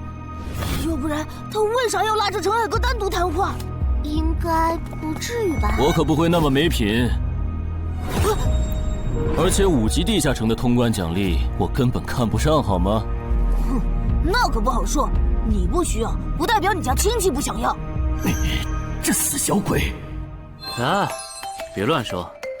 我们在里面聊的久，是因为在谈加入冒险者协会以后的待遇问题。不是吧，陈海哥，你要当公务员？感觉你好像对冒险者协会意见蛮大的。那倒没有，我就是觉得像陈海哥你这样强的人，完全可以像王自健那样自立门户，没必要受协会的规章制度束缚。王自健是谁？是不死冒险者里的男主。不会吧？你明明是个冒险者，竟然没看过这个吗？我是冒险者，和我看这书有什么必要联系吗？这个死小鬼！要不要告诉他们，这本书其实是我写的？你是陈汉？你真的是不死冒险者的作者陈汉？不会吧，不会吧，不会吧！如假包换，不信的话，我可以给你看我写到一半的《不死的冒险者2》的小说原稿。真的吗？你怎么了？怎么感觉你受委屈了？陈海先生，你能不能不要加入冒险者协会？为什么？我以前听我哥和他朋友说过，那些加入官方的冒险者很多都后悔了。你哥有说是什么原因吗？没有，但我还记得他们谈话时的表情非常的严肃，甚至还发生了激烈的争吵。这样吗？我会慎重考虑的，谢谢你为我考虑这么多。不，我才应该道谢。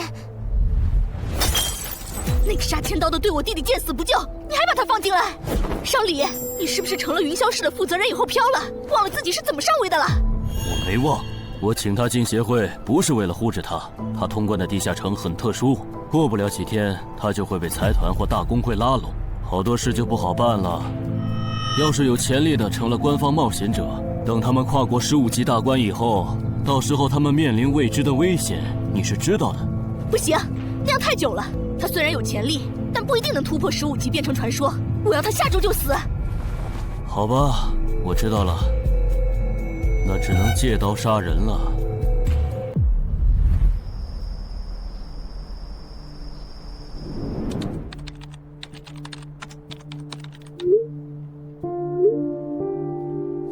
坟场，这个地下城的情报不是早就挖无可挖了吗？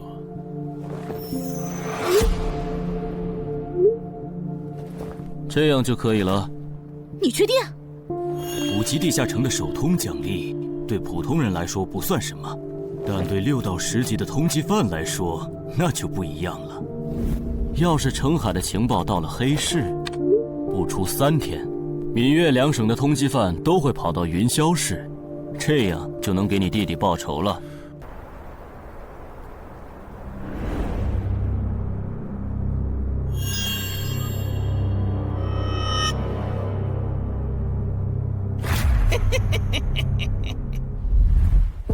我的个人信息要3天后才能录入官方的冒险者系统吗？是的，我记得程先生你是东山人吧？要不我这边先给你安排一下暂住的酒店，这样你这几天就不用两边跑再折腾了。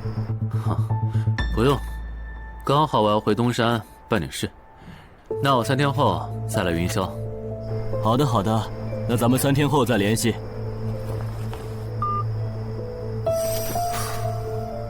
前提是3天后你还活着。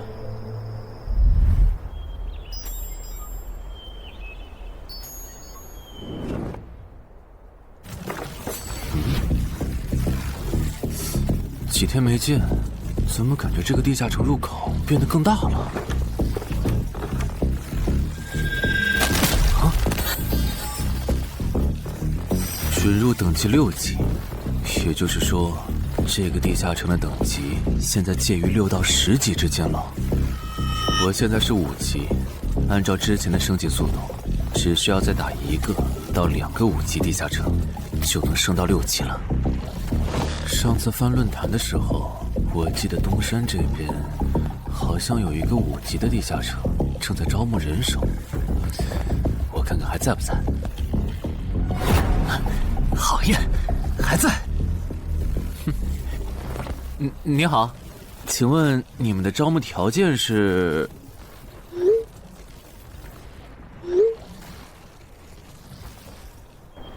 黑市金币？你问这个干嘛？我闲着没事翻论坛，发现论坛上的冒险者彼此之间做交易时，使用的货币不是现金。冒险者之间做交易，除了用地下城入口和掉落物，就是用黑市金币当货币。黑市金币有什么特殊之处吗？为什么不能用现金交易？黑市金币是挑战10级以上地下城的主要收获。我以前问过安教练，他说这东西10级后有大用处，可具体咋用没跟我细说。原来如此。对了，等级没到10级的冒险者，一般是从哪儿弄到黑市金币的？我也想搞一些。新手的话，你可以试试把不用的掉落物拿到鬼市去卖。你要卖吗？要的话，我晚上可以带你去东山的鬼市。要，谢谢徐哥。东山这边的鬼市只有每周一的凌晨2点到4点有。你别看这边人很多，实际上只有1/10是冒险者，甚至更少。这些摊贩也是卖的东西真真假假，很容易上当受骗。听起来有点像古玩市场。差不多吧。总而言之，东西先别急着卖，多转转，弄清楚物价后再卖东西。我这边还有点事，就不陪你继续逛了。好的。看不出他这人还怪好的。好了，到我来扫荡了。小哥，来看看这些，可都是宝贝啊！瞧一瞧，看一看喽！精品装备，仅此1天，价高者得。小哥，来看看我的矿石啊！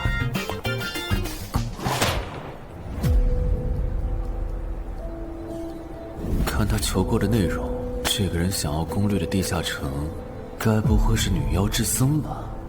这位小哥，你有我要的东西吗？如果是对付女妖的话，口琴和长剑应该可以。哈，有啊。你打算以什么价格收？我得先看看货，货好，价格都好说。要看货，你得等我半个小时，我回家拿去。那你得快点，如果在这期间有别人卖我要的东西了，我可就不收了。哼，知道了。都在这里了。这个口琴确实可以吸引女妖，我可以给你6枚黑市金币。Nice。这把剑，这剑携带圣化属性，对邪恶生物伤害加2点，能够有效攻击女妖。哦，有点意思。爷呀，你这把剑我可以给你8枚黑市金币，咱们加个微信吧。之后我这边如果再有需要，交易起来也方便。好啊，加好了。慢走啊，赚大发了。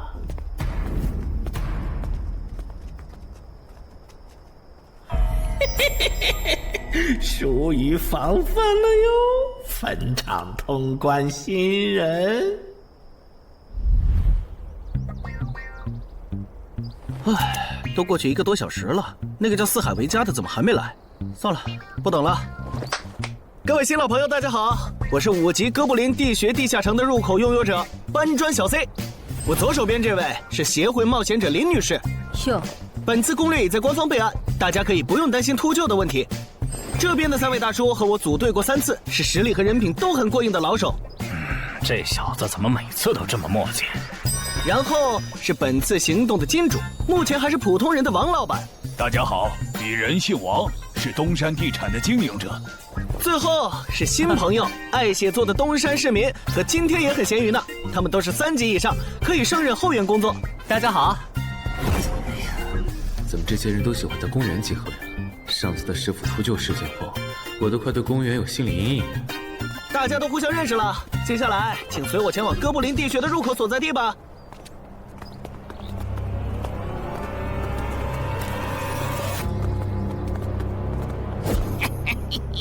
我就知道，他没用黑市金币购买装备，一定是用来换东山这边的低等级地下城的攻略门票了。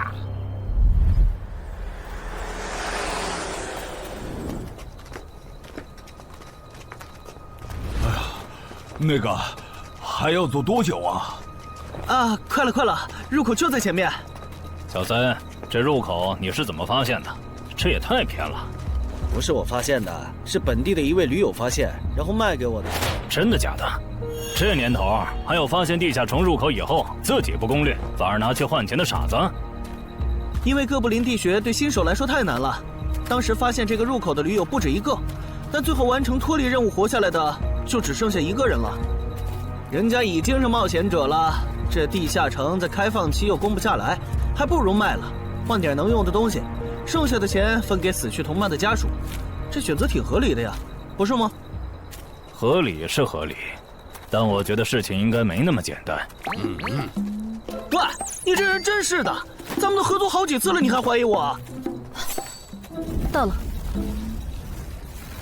形状、颜色、大小完全一致。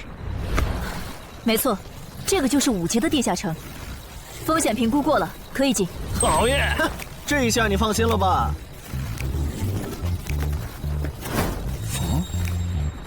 喂，我再跟你们说一遍啊，进了地下城，里面的哥布林归我们管，你们就负责保护王先生，都没意见吧？我这200斤肉就交给2位了。脱离任务呢？通关任务大家都一样，但如果我的脱离任务是狩猎哥布林，那我们会优先满足你的脱离任务，然后再考虑通关。这么容易就能拿到通关奖励，那我更没意见了。我也是。你们脱离任务是什么？杀死2只哥布林。哦，我的也是。看来咱们的任务类型都一样，只是数量上有差异。王老板，你放心，脱离任务是按冒险者等级来的，2到3级冒险者得进入地穴，4到5级冒险者要干掉一些哥布林。你是新手，只要找到哥布林地穴就行，很简单的。原来如此，怪不得我和他的任务不一样。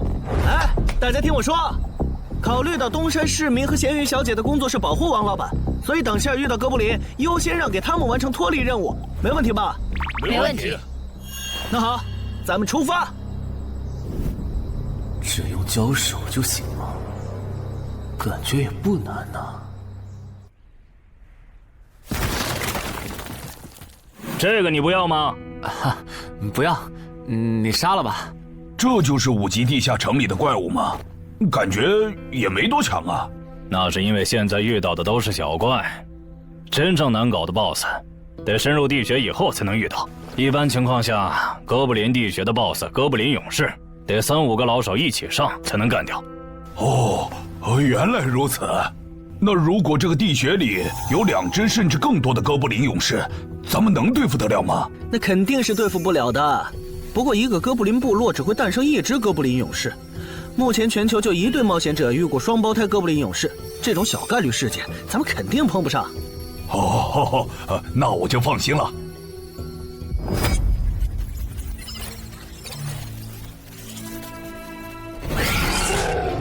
速战速决，别让他们逃回去报信。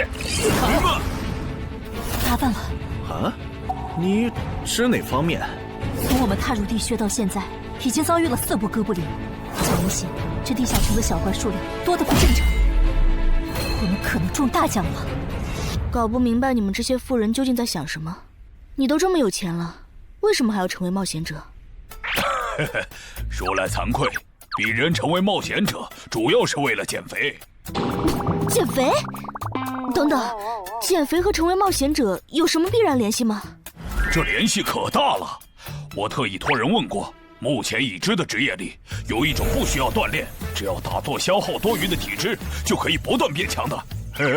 你不觉得这种职业很适合我这种有钱，但是又下不了苦功去锻炼的人吗？花这么多钱竟然只是为了减肥，你们有钱人的世界真难懂。你们在聊什么？嘿嘿，能让我也加入吗？哎呦，连锁子甲都准备了吗？程先生真专业。你之前进地下城的时候也穿的这一套？对啊，如果没有这套防具，我早就死在地下城里了。相反，我倒是很不理解，你们为什么不穿防具？搞定，换班了，下一波哥布林你们处理。行，接下来我们负责打头阵。评分机制，你不知道吗？在地下城内借助的外力越小，完成任务后得到的结算评级就越高。原来还有这种设定呢！我说你的脱离任务咋比我简单？原来是靠全副武装过了地下城。我看你到现在也没有几个有用称号，说白了，你就基础属性等级高些，跟新人比也强不到哪儿去。其实难搞，虽然知道野队不靠谱，但是没想到会这么不靠谱。8人组里竟然有2个新手要保护。你们3个等会儿再聊。拦路的哥布林小队已经清理掉了，可以继续前进了。好的。怎么有3个岔路啊？正常的5级地穴不是最多只有2个吗？看来我之前的担忧没错，咱们遇到了 bug。这是还不能透露给大众的地下城情报。平均每50个低等级地下城就会有一次实际挑战难度比当前等级高，甚至高很多的特殊情况，也就是 bug。bug 主要分3种情况，第一种是小怪数量的提升，第2种是 BOSS 数量的提升，第3种是 BOSS 强度的提升。比如我们现在遇到的，按照他这个说法，就很接近第1种。我之前经历的地下城，好像多多少少都有点问题。请问，出现 bug 的地下城，结算奖励会比平时多吗？这个要看地下城的实际攻略难度提升了多少。听说运气好，能出14、15级冒险者都眼馋的宝贝。所以，我们如果继续深入，可能会遭遇更多的哥布林。是的。听起来有点危险呢。要不这次就算了，咱们回去吧。反正我也成为冒险者了。不能回。这个地穴的哥布林数量虽然变多了，但 BOSS 的强度没变化呀。我们只要把 BOSS 解决了不就行了？只要速战速决，在大多数哥布林发现我们之前，找到并杀死这个地下城的 BOSS， 其实和正常通关没多大区别。BOSS 的强度没变化，只是你的猜测。要是 BOSS 强度大幅提高，无法快速击杀，等他的援兵一来，咱恐怕就得被困死在这地下城了。所以就要放弃啊？这点风险都不肯担，那还不如尽早转职当后勤算了。这是一点风险，情报不足就去挑战等级比自己高的地下城，简直就是找死。那个，要不这样好了，咱们举手表决，想要继续的留下，想退出的就原路返回。这主意行啊，2不耽误。来去自如，这你满意了吧？现在开始举手表决，要留下的举手。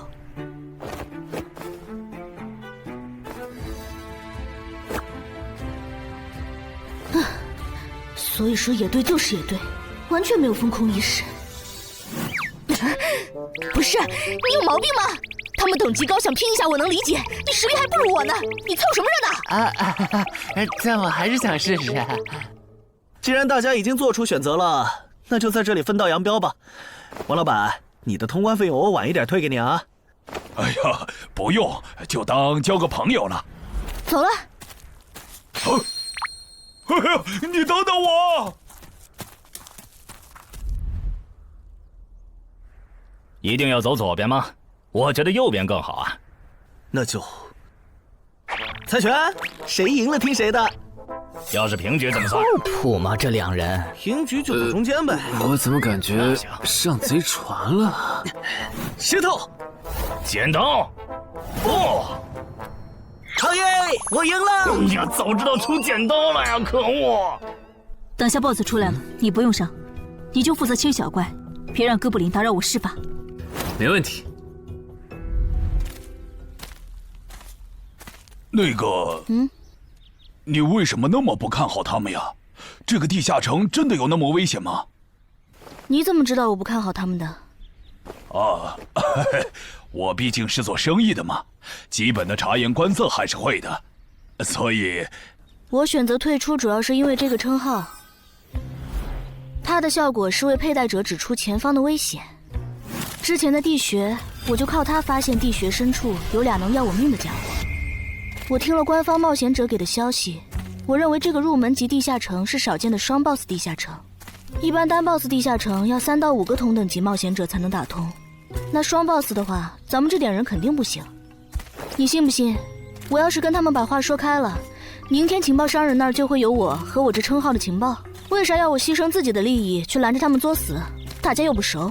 再说了，作为临时队友，我在保证自己安全的情况下，都尽力劝他们了，不听那是他们的事。那你为什么肯和我说这些？你不用担心，我不会害你。你又不在冒险者这行混，没必要为点情报费招惹我这种有潜力的人。说出来也没啥。哦，这样啊。怎么了？不能再继续前进了，外面有更致命的危险。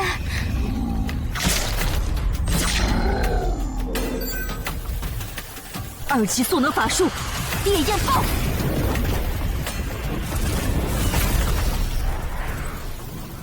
原来林开战前套给我的元素护甲是干这个用的呀！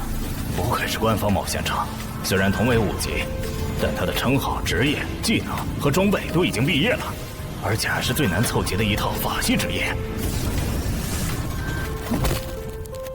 干得漂亮！换班，下一波哥布林你们来处理。好的。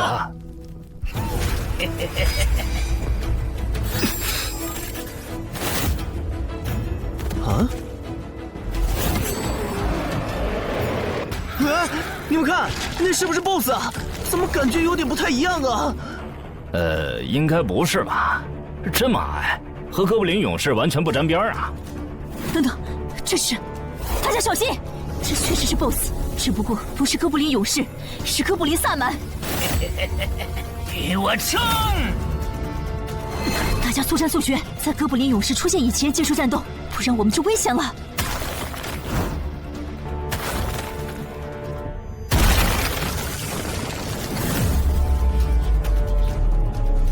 开什么玩笑？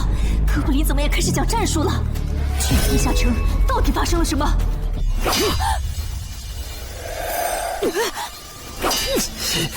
快走！我来会会这家伙。林那边好像遇到麻烦了，你们出个人去帮忙。你在开玩笑吗？这么多哥布林，我们哪抽得出人手？快去帮他们呀！这边我一个人能行。可是，走啊！待在这儿，影响我发挥。我会尽快解决掉哥布林萨满，然后来帮你。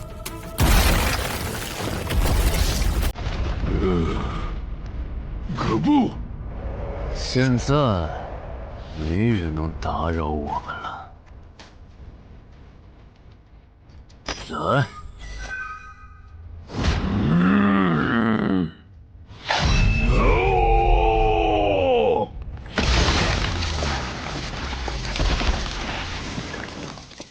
这个 BOSS 力量惊人，但太笨拙了。就算不用一步一杀，我应该也能躲过他的大部分攻击。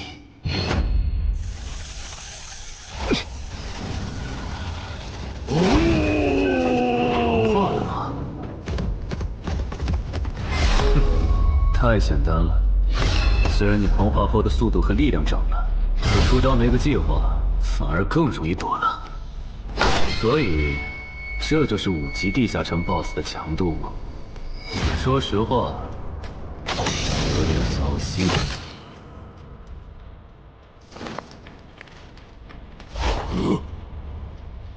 你这种程度，连当我的开胃前菜都不配。可不！连死战到底的勇气都没有。这样看，我以后不用对5级地下城抱有期待了。这个地穴到底还有多少哥布林啊？再这样下去，我可顶不住了！再用一次那个火焰魔法！你以为我不想吗？这个哥布林萨满一直在用低级法术看让我施法。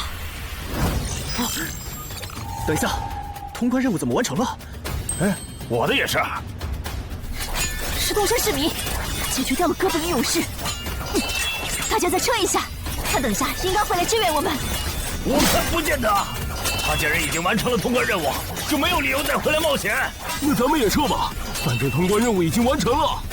不行，如果我们不能一鼓作气杀死哥布林萨满，那撤退的路上我们会被他们耗到死的。您说的对，现在还不能撤，大家顶住！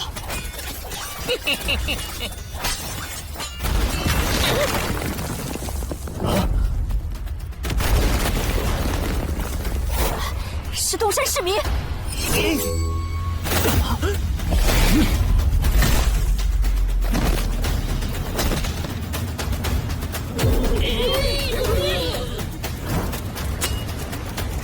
你从哪儿找来的大佬啊？双 BOSS 地下城就被他一个人打穿了？不是我找的。关于我的事情，麻烦大家帮忙保守秘密啊！明白。你这种有潜力的新人，容易被人盯上，等级没升上去前，确实不能太张扬。理解万岁。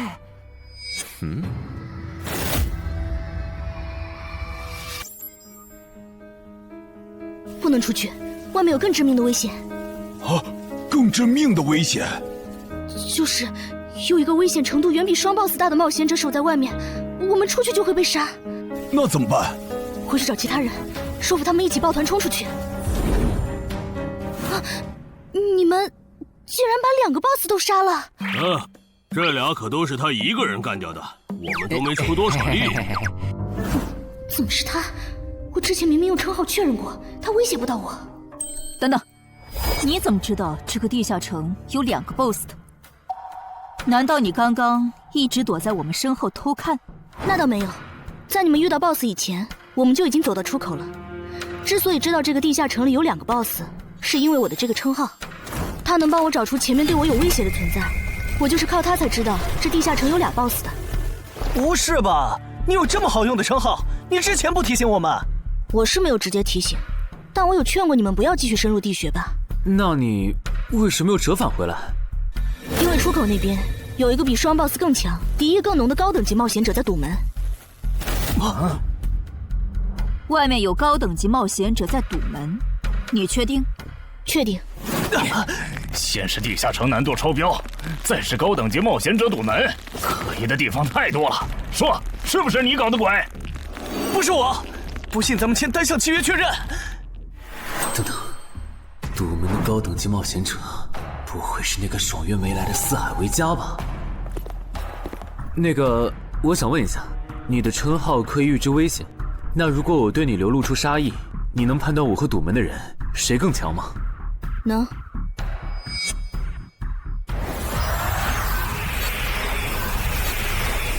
现在，我和外面的那个高等级冒险者，谁强？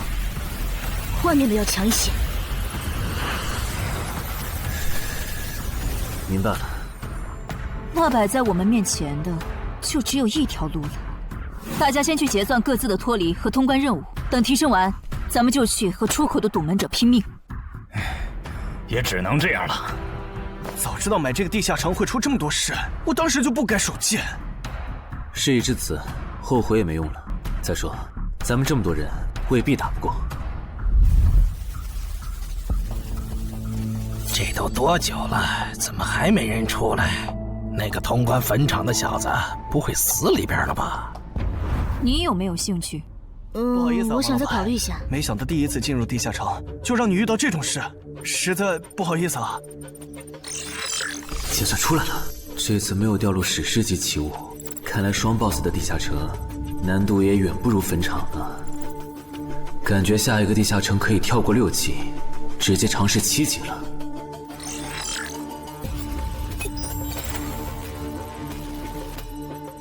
不算置此地而后生的话，能在一会的战斗中派上用场的，应该就只有扮猪吃老虎、奇迹生还者与传奇过招、自适应、暗行艺术和守护者。与传奇过招这技能比置死地而后生差点，能让我状态拉满，但要扣4力量、4敏捷、2感知。至于暗行艺术，应该适合扮猪吃老虎搭配，靠扮猪吃老虎走到目标的视野盲区，然后换暗行艺术逐渐接近目标，最后再切到置死地而后生，从而打出完美的突袭。至于守护者，最合理的应该是依靠与传奇过招的感知+2，提前确定目标的下一步动作。要是目标跑去攻击别人，就切换称号守护者去阻拦他。围绕这2个称号展开的战术，感觉都还可以，但如果硬要选一个，还真不太好选。先瞅瞅新得的职业技能和奇物有啥效果，再决定下一步吧。这个向死而生不错呀，就凭它能够提升步伐和身体柔韧性这一点，搭配一步一杀的技能效果，我以后就可以在闪躲的同时攻击敌方要害了。好技能啊！还有这个假死技能，考虑到在现实世界，冒险者死后是不会产生掉落的，我完全可以利用这个技能装死，然后找机会偷袭反杀，兵不厌诈。只要那个堵门的不是脑子有毛病，非得跟尸体较劲，我就能狠狠地阴他一把。当然，这是万不得已的选择。要是可以的话，我肯定想光明正大的赢。哇，这次掉落的东西都很棒啊！骨笛、萨满旗帜和传承之书，以后去地下城就能有个哥布林跟班了。而且这个哥布林的秘药搭配上骨笛，运气好的话，能拉来一只哥布林勇士当打手。保险起见，我就不继续囤升级券了，先把战斗力拉到最高再说。我目前持有的奇物中，等级最高的就是这家伙了。把奇物升级券用在他身上，肯定是最优解。就这样，对传奇亡灵库罗德的头盔使用奇物升级券。只能升到史诗级。那算了，先用装备熔炼炉把这几个用不上的给熔炼了，看能出什么好东西，再决定奇物升级券用在哪儿。不是装备型的奇物不能熔炼吗？那我手里没用的装备，估计也熔不出啥好东西。没办法了，用奇物升级券提升被污染的名剑吧。使用奇物升级券。好酷的剑！头盔和武器确定了，那装备祈愿券就用在防具上吧，正好替换掉我买的锁子甲。厉害！这套铠甲穿起来比我之前用的锁子甲还轻便。东山市民，你那边完事了吗？差不多吧。你们整理完了吗？完事了，再给你们上一轮 buff，就可以出发了。你的装备好酷啊！这些都是你在这个地下那再等我一下，我招个怪物随从。啊！喂，别无视我呀！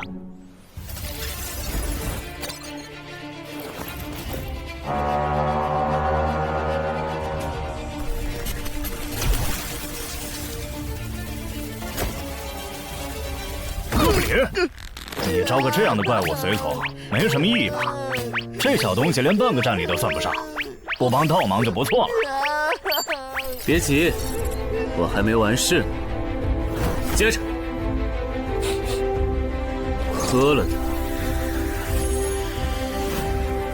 这不，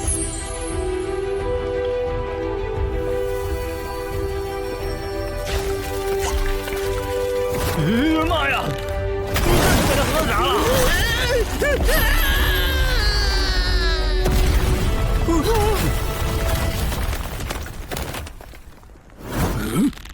天哪，他变成 BOSS 了！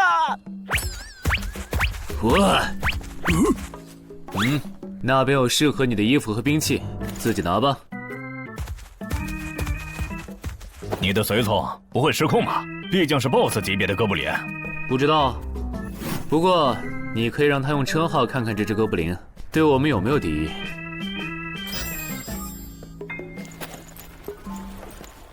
看了，他对我们没有恶意。那就好。法师护甲以及属性强化，雄之坚韧。好厉害！体质竟然加强了2点。属性增益只有1个小时。法师护甲能给没穿护甲的地方加点防护，虽说比不上你身上这套的防护力，不过有总比没有强。我呢？好耶！你没事吧？没事，休息一会儿就好。嘿嘿，终于出来了！啊，怎么还混进去了一只哥布林勇士？说好的有人在出口堵门呢，这也没有啊。估计是藏起来了。你用称号看一下他在哪儿。好。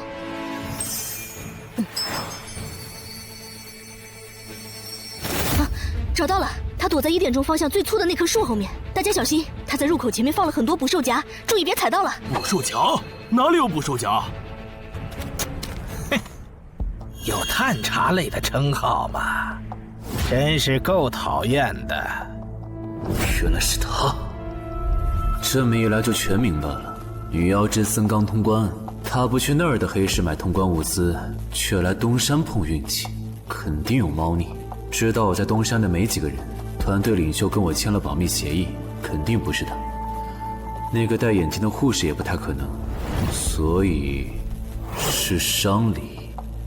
还是徐茂？这个人好像有点眼熟啊！等等，你是高成勇？对方很有名吗？何止有名，他可是明广一带最臭名昭著的通缉犯。别看他只有7级，死在他手上的冒险者，光是已确认的就有上100号人了。他不光是想抢别人的通关调度，还想刷出针对人类的称号，说不定现在已经刷出过量杀戮人类这个称号了。看来你很了解我吧？是协会的官方冒险者吗？果然，他已经刷出了那个称号。这样吧，我们做个交易，那小子留下，你带其他人走。这条件可以啊。要不咱们别信他！协会的档案里，高成勇有放过目标然后再猎杀的记录。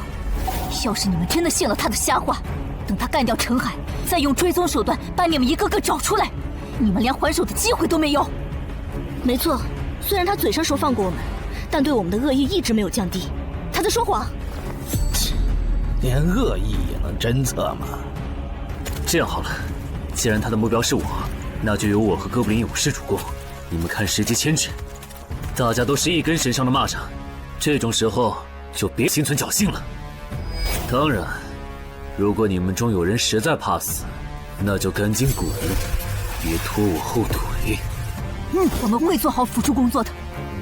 看不出来你人还挺好的，要是我绝对逼着他们一起上。打你，我们俩足够了。哼。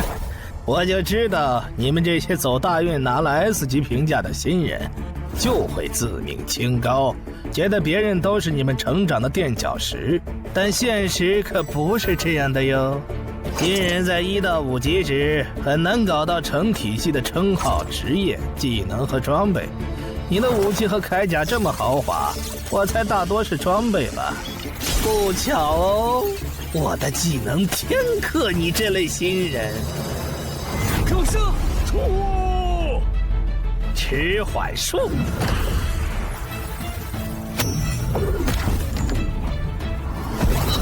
速度变慢了。这你慌，迟缓术可不只是速度变慢而已。遇到使用长镰这种冷门兵器的我，谁上了迟缓术的我，也根本接不住你的招。你是这么想的吧？很遗憾。如果你就只有这点东西的话，那很不幸的告诉你，今天你踢到铁板了。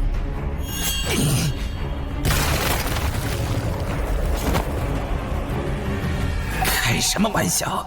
我百试百灵的组合技，竟然被他这么简单的破了吗？这真的是只经历了3个地下城的新人该有的水平吗？嘿，那个高成勇也没有你说的那么厉害啊！一上来就被陈海大佬没收武器了，感觉陈海大佬都用不上咱们了。不是高成勇不厉害，是陈海太强了。现在的他，恐怕和明省分部重点培养的那位超新星是一个水平。如果我说我认栽，那把长镰我也不要了，能放我一马吧？换位思考的话，你会吗？说的也是。消失了，那件披风的效果是隐身。唉，一想到超新星要死在我手里，我就感到惭愧呀。如果你没遇到我这样的新人杀手，大概会成为传说级冒险者吧。可惜，今天你就要死在这儿了，是你选择的死战。陈海，小心，那人没走，就在你周围。你这娘们儿！你在看哪儿呢？你不可能！你怎么知道我在这里的？因为我感知20，你的一举一动在我这儿都是明白。蛮感知吗？这个人你来杀。好嘞！老天，真是不公平！我想问一下，3人冒险者如果要加入协会，录入个人信息大概要多久？工作日的话，半天。这么看来，就是云霄市协会泄露消息的。我申请加入东山的官方冒险者协会，不过我前天口头上答应要加入云霄市的，他们还没录入我的个人信息。现在换到东山，程序上合规吗？当然，我代表东山市冒险者协会欢迎你的加入。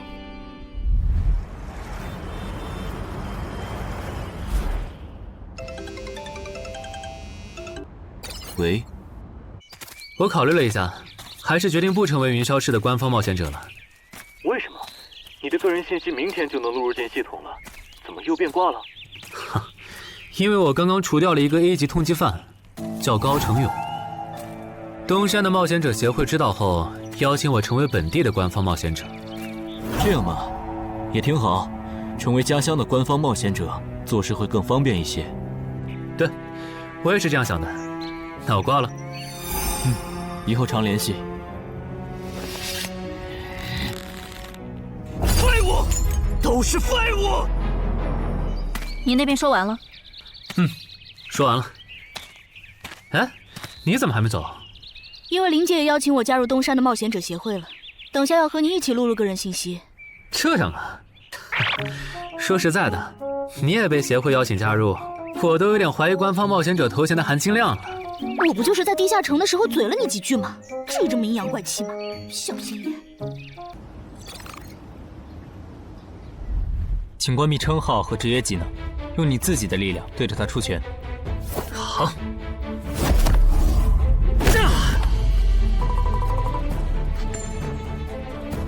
不愧是官方，测技出属性的工具比变身馆的强太多了。12点，那我呢？他们测完了吗？测完了，他的力啥玩意儿都是12。17点，只有12吗？这跟他之前的表现差太远了，我以为他至少14甚至15呢。只有12点却能杀掉9级的高成勇，主流的职业称号肯定够大。等我激活了职业和称号，再测一次，肯定压过你。陈海先生，你的个人信息已经录入了，这是你的证件。这么快？特事特办，你可是以1级之力打穿了双 BOSS 地下城，还单枪匹马完胜高成勇。另外，6到10级官方冒险者每年得通关2次协会指定的同级地下城，不然就得从攻略组调走去情报或资源采集组。把时间花在身体塑造和实战训练上，半年通关1个地下城就行。没问题。还有就是，总部时不时会有借调任务，借调时你表现出色就有奖励，奖励能换协会里的称号线索、转职证书和奇物。不过一般只有9级以上的冒险者才会被借调，你暂时不用考虑这些。有一个问题。你说。称号线索是什么？称号线索是总结好的称号获得办法。你回去用证件 UID 登内网，看看协会称号图鉴里有没有你喜欢的。要是手里有没用的奇物或图鉴里没有的称号线索，就卖给协会，换自己想要的东西。了解。对了，你打算什么时候遣散你的随从？啊？不能在这边养吗？我这只哥布林骨笛是随机召唤哥布林啊，送回去的话，下次召来的可能就不是这只了，那我不就亏了一瓶秘药吗？这你不用担心，除非你的哥布林勇士在那边的世界战死，或者你打算随机召唤别的哥布林。原来如此。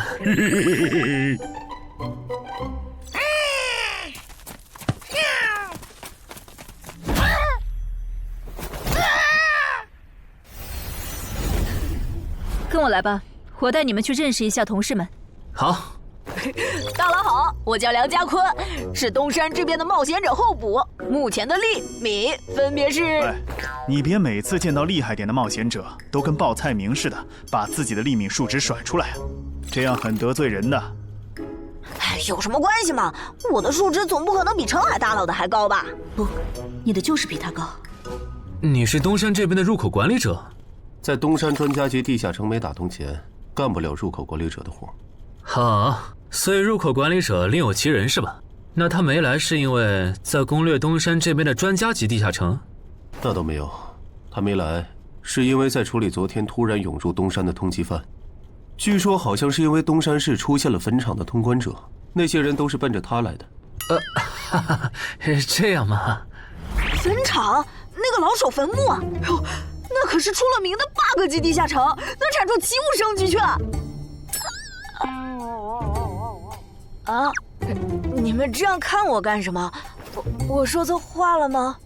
你还没意识到吗？意识到什么？那个，我就是坟场的通关者。什么？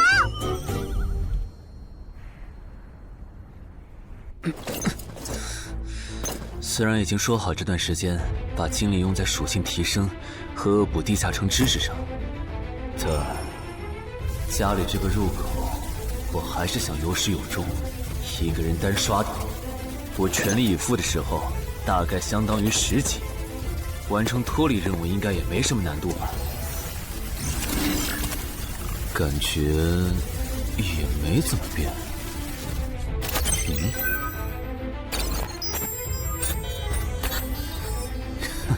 原来冒险者面板还能升级吗？那是不是等11到16级的时候，我的面板还会有变化？怎么感觉升到6级后的限制反而变多了？等升到11级，不会还来一些新的限制吧？就先这样，搞定。账号弄完了，让我看看这次的脱离任务是什么。脱离任务从单选变成2选1了，这对不打算通关的冒险者来说倒是个好消息。不过，豺狼人，原来这片森林除了鱼人以外，还有别的怪物吗？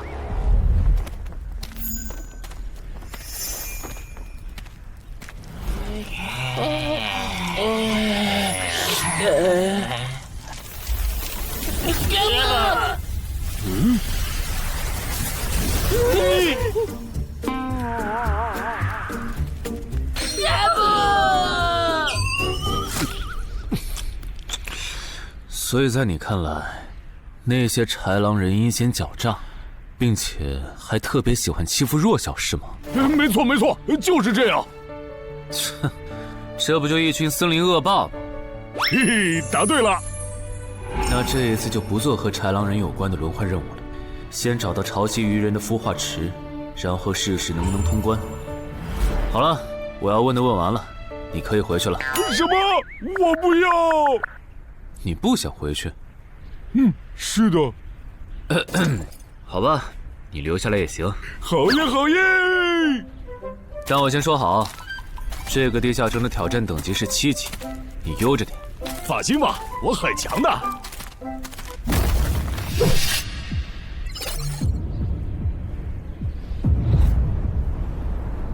结果你还真组了个野队，让人家带你通关。嘿，还是5级的地下城，你这胆子够大的。嘿嘿，其实还好啦，虽然中间出了一些意外，但也因祸得福，认识了2位很有潜力的冒险者。你这就是幸存者偏差。那些散人如果靠谱，我儿几就不会死在地下城里。我知道，所以我是确认有官方冒险者兜底以后，才决定下去的。说起来，前几天的新闻我看了，你儿子的死好像不是意外。怎么可能是意外？我儿子下去之前，我给他准备了2件保命的奇物，可他还是死了。那2个弱鸡入口拥有者却活着，开什么玩笑？可惜那2个杀千刀的没撑到我出手，就栽在别人手上了。不然，我一定要让他们后悔来到这世上。那这人也算间接为你儿子报仇了，咱得报答他呀。他叫什么名字？叫陈海。我这次来东山，就是要当面感谢他。陈海，你认识？我组的临时野队里也有一个姓陈的，可能就是他。什么？科长，都打起精神来！那些豺狼人斥候说不定就藏在附近的灌木丛里，你们这样懒散很危险的。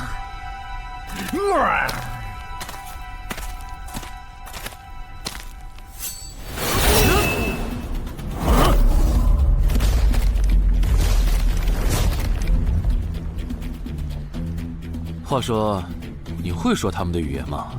当然，需要我帮忙翻译吗？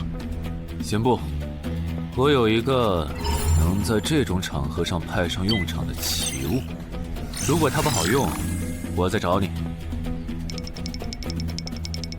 你们的孵化池在哪？告诉我，我可以留你们一。你以为我会出卖我的族群吗？绿皮傻大个的小跟班儿！你以为我会出卖我的族群吗？绿皮傻大个的小跟班儿！有种你们就杀了我！队长死了，别得意，领军大人会为我们报仇的，咕噜。在湖底有一个水下洞穴，穿过洞穴会抵达一个天然的地下洞窟，我们的孵化池就在那里。你叛徒，咕噜！这只留他一命，挂树上，之后咱们去找湖。你跑那么远干什么？人类果然都不是好东西。那个冒险者很强。不好，是白战的霍格。去通知游击队，把湖里的鱼人引出来，给这个冒险者创造破坏孵化池的机会。好的，霍格老大。至于你，哇，这湖比之前用无人机航拍的时候感觉还大。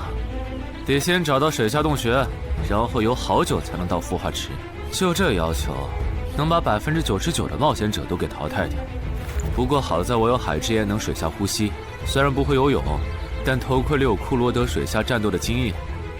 老大，我不会游泳，我可不可以先回去啊？你不会游泳？行吧，那我先送你回去。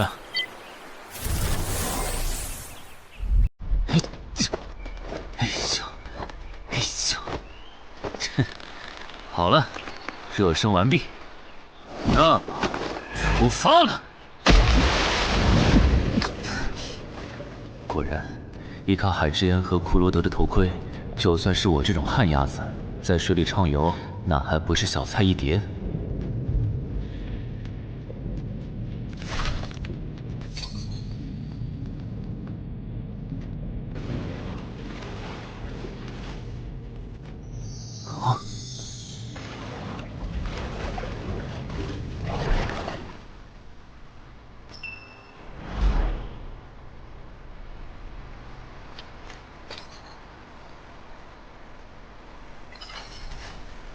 常驻脱离任务完成了，看来这里就是鱼人的孵化池了。但是，怎么没看到守卫？算了，不管出于什么原因，现在是通关的最好机会，这一点不会错。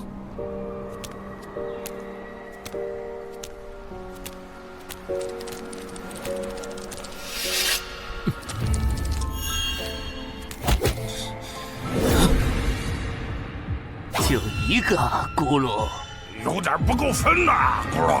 都过去这么久了，竟然还有不知死活的笨蛋想要捣毁孵化池，咕噜。是啊，不过没想到的是，这次来的竟然不是豺狼人，而是人类啊，咕噜。原来守卫一直藏在上面吗？1对4，他们应该不会给我穿装备的时间，用至死地而后生，速战速决吧。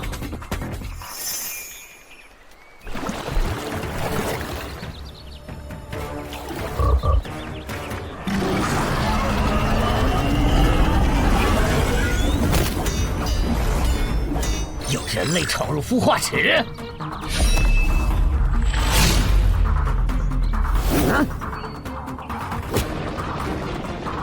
霍格老大，鱼人撤了，应该是湖里的鱼人哨兵发现那个人类冒险者了。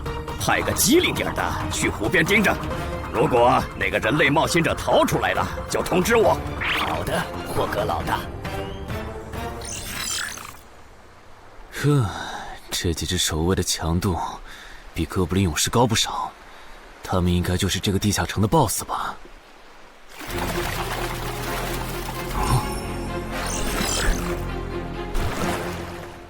6到10级这个阶段的地下城 BOSS， 通常可以划分为团队增益型和个体高战型2类。前者实力一般，但可以为同种族个体提升综合实力。独狼面对这种类型的 BOSS， 几乎很难靠一己之力通关。每次上我的课，你不是翘课就是打哈欠，怎么？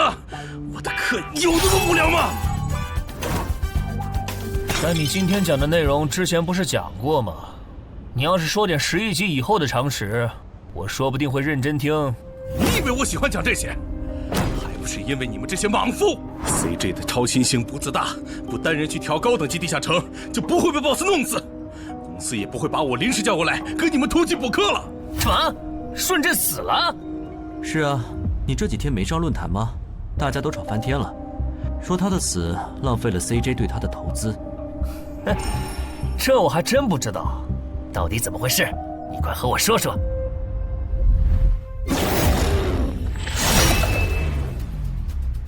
小心，这个人类是极其罕见的高感知个体，偷袭对他没用，大家一起上，咱们耗死他！那个鱼人 BOSS 什么情况？都被我杀了这么多精英鱼人了，他怎么还在旁边观望？难道这些实力比哥布林勇士还强的鱼人，在他眼里都是小喽啰吗？这个人类的实力和霍格好像差不多，好在他是一个人来的，可以用数量耗死他。这样的杀戮速度，等精英怪把他体力耗得差不多了，剩下的精英种恐怕也没多少了。到那时，霍格如果察觉到我方兵力空虚的话，恐怕……算了，还是冒一点险吧。终于感到心疼，要亲自出马了吗？奇迹生还者，等这个很久了。领军大人小心，这个人类冒险者和霍格一样强。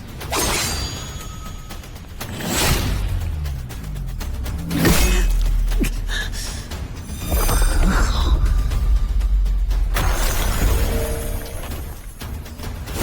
领军大人，别管我，他伤得更重，还不擅长水下作战。就算没我帮忙，你们也能轻松杀掉他。把脑袋给我带回来。是，领军大人。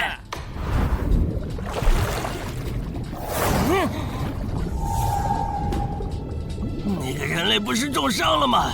他咋能这么快逃到这儿，还迅速干掉鱼人哨兵的？他是被人潜到身后，然后一招毙命的。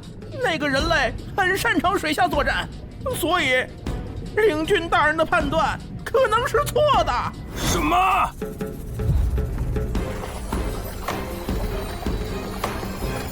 该死，总算活着逃出来了，多亏了这个奇迹生还者呀，不然我就得交代在这儿了。果然和我预想的一样，那个鱼人 BOSS 沉不住气，要是他再稳点，我就会被耗死了。怪不得团长说，独狼到了更高级的地下城会越来越吃力。一挑多肯定没胜算呢，看来我还是得找些厉害的队友了。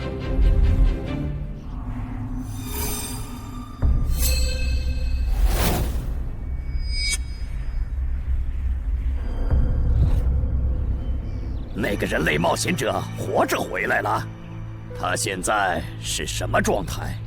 我不敢靠得太近，怕被发现，但可以确定他伤得很重。嘿嘿，重伤的冒险者嘛。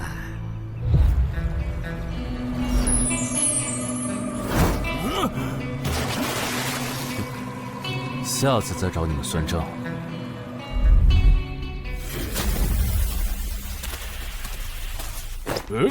已经结束了。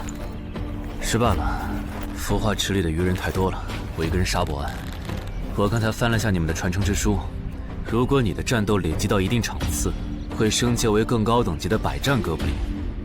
以后你就用这把剑斩杀和你实力差不多的地下城怪物。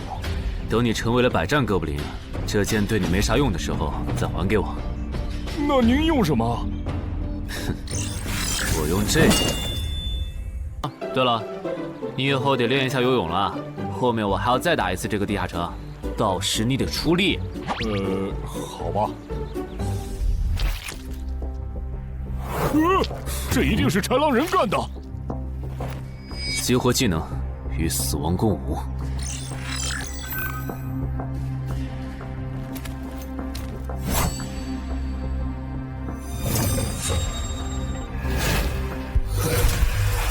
脚破阵，好快！切！豺狼人，还好为了以防万一，把感知拉到20，不然刚才这只豺狼人就得手了。切！这个人类不是受重伤了吗？可他刚才的动作根本就不是重伤之人能做出来的。他不会是在钓鱼吧？他跑了。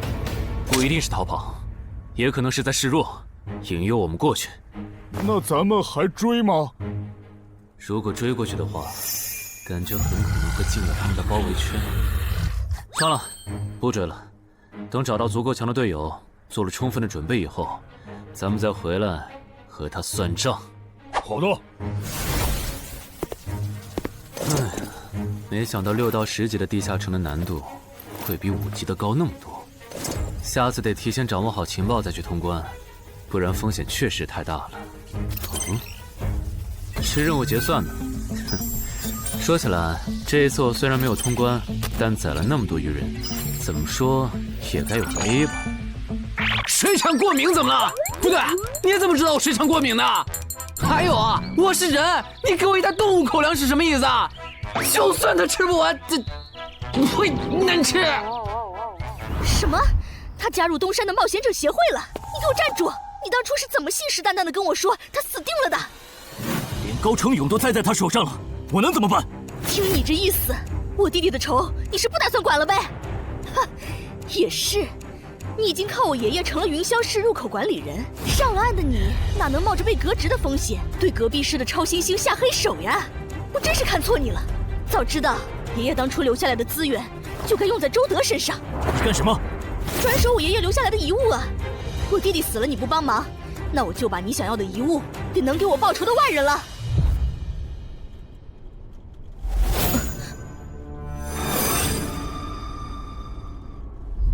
361、362、363。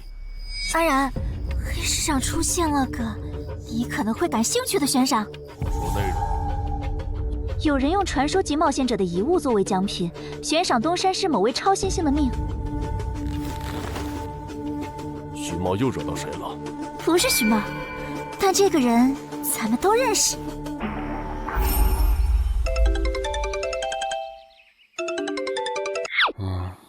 哇！陈海哥，你被人盯上了！我知道呀，这问题不是已经解决了吗？这次不一样，有人在网络黑市高价买你的命。哎呀，你别不当回事！发出这则悬赏的人出价很离谱。我哥说，如果不是你救过我，他说不定也要分一杯羹。具体怎么回事？你再详细说一下。就是我哥他们在网络黑市上看到，还真有你的悬赏。能查出来是谁发的吗？不用查，就从这则悬赏的报酬反推，发出者大概率是已故的传说级冒险者周建明的直系亲属。你怎么和他们结上仇的？他们为了你把遗物都掏出来了。不知道，我都没听过这个人啊。行吧，那我现在联系老大，让他说服对面撤掉这则悬赏。如果是误会的话，看能不能让老大组个局帮你澄清一下。好的，那拜托了。对了，这几天你就待在协会吧。传说级冒险者的遗物一定会吸引很多人铤而走险。被人捷足先登了？不对，这里似乎没发生战斗。看来那个叫程海的，当时应该在攻略自己家里的地下城。真不知道他是幸运还是不幸。虽然因为家里的地下城躲过了第一波袭击，但被堵在地下城里的话，他连逃都没地方逃。除了我和目标以外，这个地下城还有4个人，不知道是敌是友。你卑鄙！哪有你们人类有病？我不就派了个斥候守在出口吗？至于让你们杀过来吗？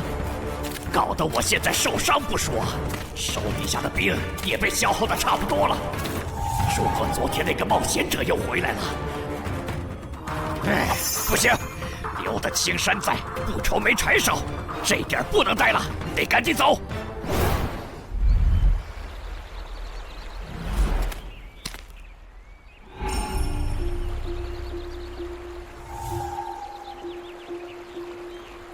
3个猎人，也就是说，目标那边顶多只有1个同伴吗？这么看的话，这个游戏变得更有意思了。安教练，你找我？对，程海被悬赏的事，你知道吧？知道。那正好，你给程海打个电话，如果他不知道自己被悬赏了，随便挑个6到10级地下城，邀请他和你一起打。剩下的不用我说，知道该怎么做吗？徐茂打过来的，肯定因为悬赏的事。不知道他是来提醒我的，还是来试探我的。哎呀，算了，还是不接了。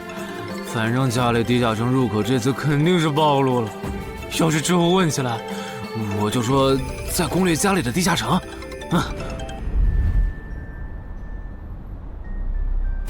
咱们来晚了，那个叫程海的，应该是被前面的人逼进这个地下城里了。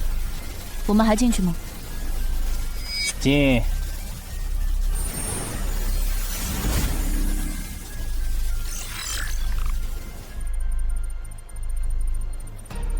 又进来2个人。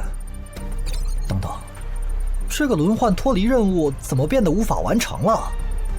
难道说这个地下城的经营豺狼人已经被杀到不足5匹了？你好，那边的人让我问你，要不要一起开个会？那边的狂战士好像有事要跟咱们商量。也就是说，你和你的同伴是最先进入这个地下城的，程海不在这里。对。那我不明白了，你们没堵到人，为什么不离开，反而在这儿扎堆守着湖呢？因为我同伴的主职业是海兽祭司，他因为职业特性的原因，发现这个地下城刚刚诞生了一只英雄级鱼人，他想趁着对方还未成长起来，和他签订主仆契约。那你们呢？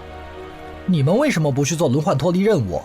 因为我们进入地下城用无人机找程海的时候，只发现了守在湖边的他。等我们赶过来以后，他既不承认程海在湖里，又不肯交代他守在湖边不走的理由，那我们能怎么办？只能陪他在湖边耗喽。这不能怪我呀，我总不能说我的同伴下水了，但我不会游泳，只能在岸上等他吧？你这家伙！啊，我怎么了？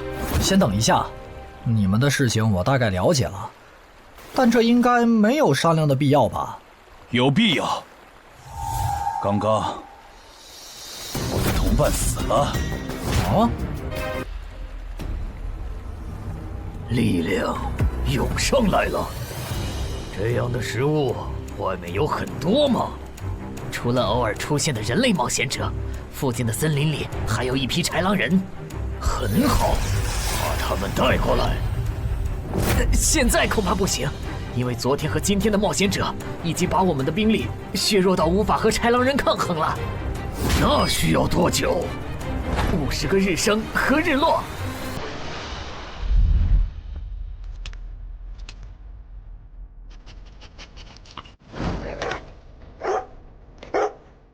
没想到独狼闪怒竟然死在了这个地下城。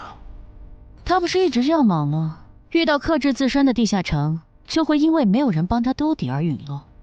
是这个道理，但这白痴为了断其他人的后路，单独猎杀豺狼人，结果把自己给玩死，是我没想到的。那我们之后怎么办？鱼人的孵化池大概率在水中，我们的职业和奇物都不适合在水下作战。完不成脱离任务的话，我们会被困在这个地下城的。这个地下城的最大挑战者数是15，除了我们和这个白痴以外，还有12个名额。只有其中有擅长水下作战或者能帮助我们完成脱离任务的，我们就能脱离。所以，回出口。我都说多少遍了，我的同伴是海兽祭司啊！这个职业的水下作战能力很强，以他的实力，不可能连逃回来都做不到。这个地下城绝对不正常。关键是现在要离开这个地下城，只能靠常驻脱离任务，这下麻烦了呀！回出口吧，排除掉那个搞崩了轮换任务的王八蛋，这个地下城还能再进7个人，说不定其他人里面就有能帮助我们完成脱离任务的。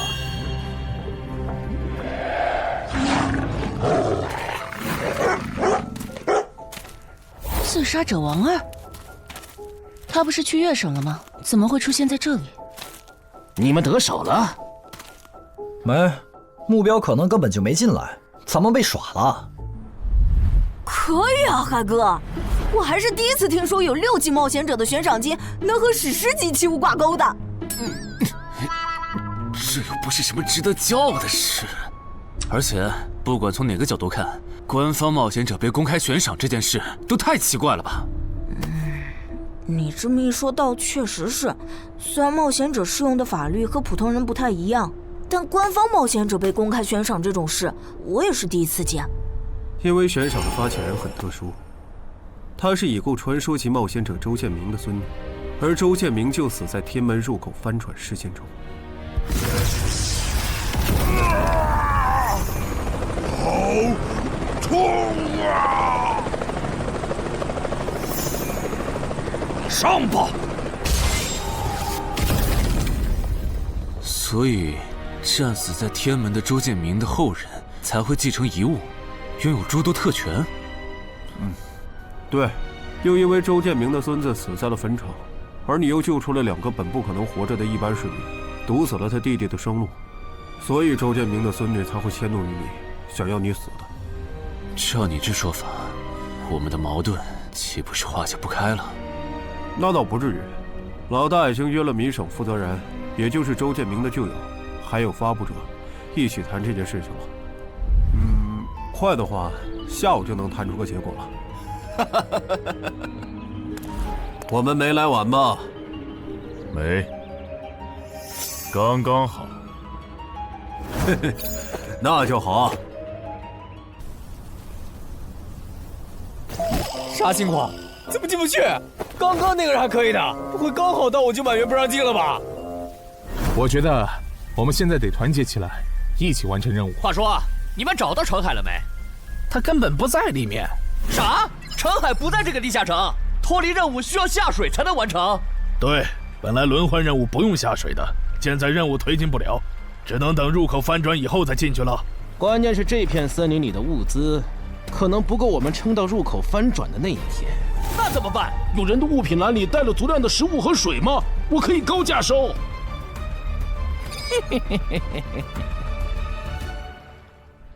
本来也没抱多少希望，不过没想到连刺杀者王二那样的高手都被困在这个地下城里。这样看，少了这些竞争对手，等我完成脱离任务出去以后，说不定真的可以燃制周建明的史诗级遗物了。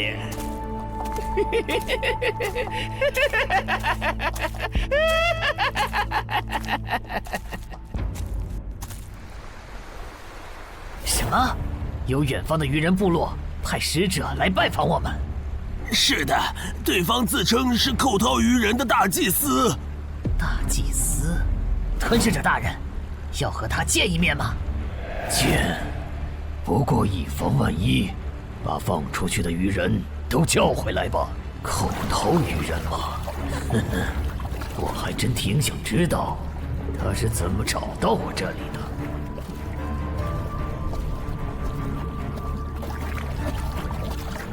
领军大人答应见你了，跟我来吧。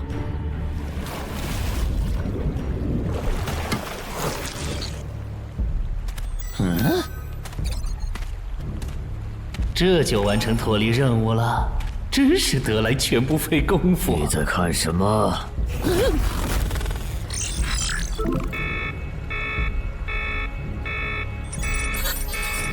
英雄级单位，7级地下城怎么会有英雄级单位？你在发什么呆？吞噬者大人问你话呢。别慌，他们看不到我的任务面板，只要找个理由搪塞过去。理由，有了。本祭司拜访过很多鱼人部落，但像你们这样能把孵化池放在地表生物完全无法到达的部落，我还是第一次见，一时有些惊讶。这样啊，那不怪你，毕竟不是哪一只鱼人都能找到这样的风水宝地。嘿嘿，不对，他有问题。天赋不会说谎，打他出现在我视野里的那一刻开始，我的天赋就一直在提醒我，吃掉他，我还能再升一级。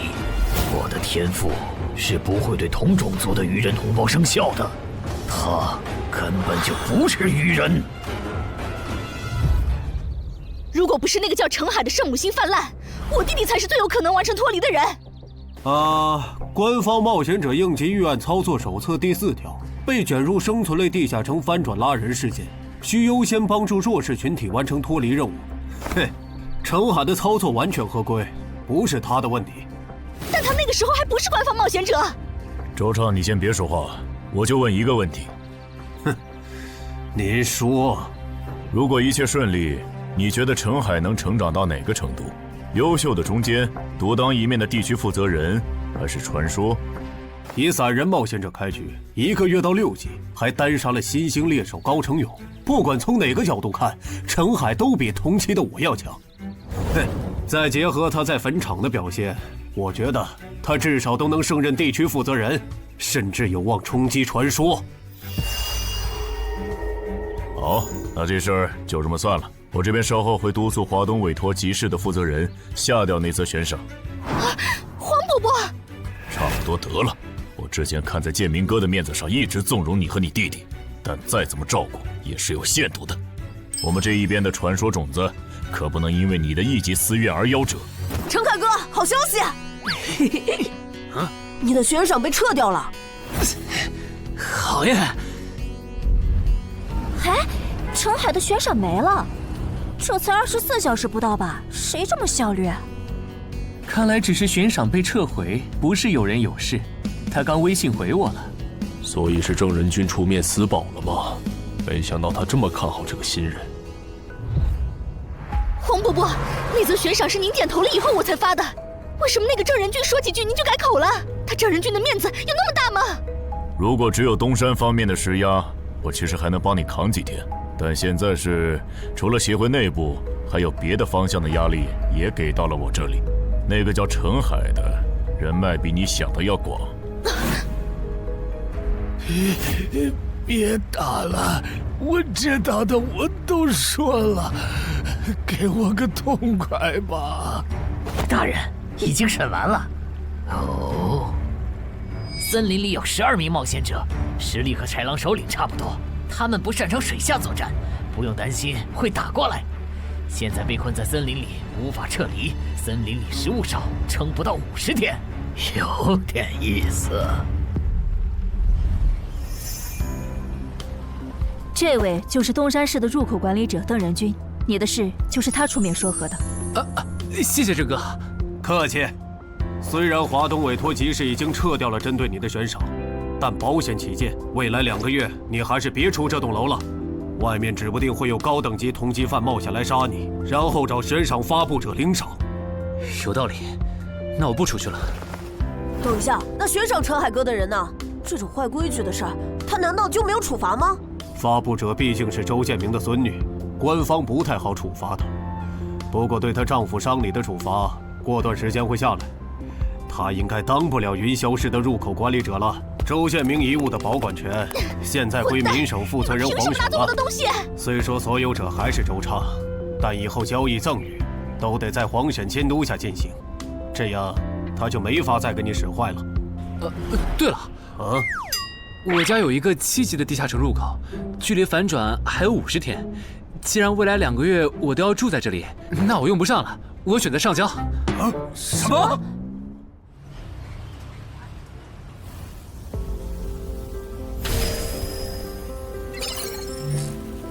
确实是6级到10级地下城，而且挑战人数已达上限，现在进不去了。哼，有意思。让后勤部过来安装几个微型摄像头，之后如果有人从这个地下城脱离，你就通知我。那程海呢？按规章制度来。你隐瞒了地下城入口，违反官方冒险者的规定。不过念在你中途才进协会，又没培训过，就从轻发落。等你到9级时，多接一次协会例行任务就行。对于这个处罚标准，你能接受吗？能。还有就是，从明天开始，你要和常金川、梁家宽一起上地下城相关的常识课，早上8点，别迟到了。好。什么？他们还对你做了内部处罚？真过分！明明没有造成影响，而且陈海哥，你跟他们报备的时间也不算晚啊，为什么要处罚你？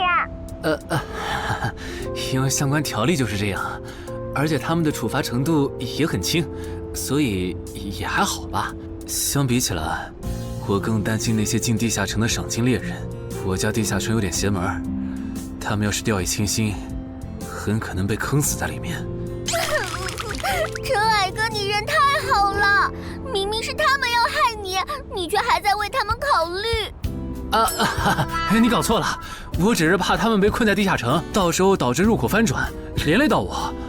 说起来，你刚才说除了东山冒险者协会和你哥哥所在的散人联合以外，还有其他人也在帮我施压。我哥哥说，明省的富豪曹火旺对悬赏你的事特不满。他认为传说级冒险者后代比老弱妇孺更受保护的话，以后冒险者肯定会变成特权阶层。听说这事还惊动了华东地区的负责人，所以关于你的悬赏才会这么快被撤下来。好，那替我跟你哥哥道声歉，等风头过了，我做东，咱们一起吃个饭吧。曹火旺吗？一起吃饭。啊，小妹真是的，为了个不知道从哪儿冒出来的野小子，竟然让大哥你用掉了这些年积攒下来的人情。人家毕竟救了咱们妹妹，我这个做大哥的不能就这么看着。怎么又有电话？喂，我是曹火旺。你可能不认得我。没，我听朋友说了，是您出面施压，我的悬赏才会这么快被撤销的。你已经知道了。那我就开门见山了。您说，我儿子死在了女妖之身，我调查到那个所有者，后来被你杀死了。这样看，你算是帮我儿子报了仇，所以咱们现在谁也不欠谁的，账清了。我今天给你电话是有别的事，我想以一介商人的身份和你谈一笔生意。简单点说，府和朋友都觉得你有前途，打算重点投资你。你以后要是成了地区负责人，选辖区时可以适当听取我们的建议。如果你觉得可以谈，咱们线下细聊。我是基础属性与称号常识课的客座讲师朱伟，很高兴认识大家。开始前，我想问大家一个问题：你们觉得对于新人冒险者来说，力、敏、体、智、感、魅这6种属性哪个最重要？这还用问？肯定是力量，毕竟脱离和通关任务大多需要击杀指定怪物才能完成。现在都知道，进地下城得备好防具和开刃武器，有兵器帮忙，哪怕身体弱得像软脚虾，也能击杀低等级怪物。对新人来说，力量够就成，多了那也是白搭。反倒是敏捷更能提高冒险者的生存率。这位学员说对了，在协会统计的数据中，刨除掉称号、职业和装备，对低等级冒险者的存活率和内战胜率影响最大的属性就是敏捷。敏捷影响冒险者在地下城内的存活率，这点好理解。但冒险者之间的内战，为什么也是敏捷占主导？很简单，低等级冒险者的称号、职业和装备都不成套，没法弄出有效的攻防体系，所以他们内战时谁先动手谁赢面大。这时候敏捷就很关键了。原来如此，怪不得我遇到的秃鹫和通缉犯不是速度很快，就是打法非常克制、速度快的冒险者。原来点在这里。极限加敏捷的冒险者到6到10级就不好使了。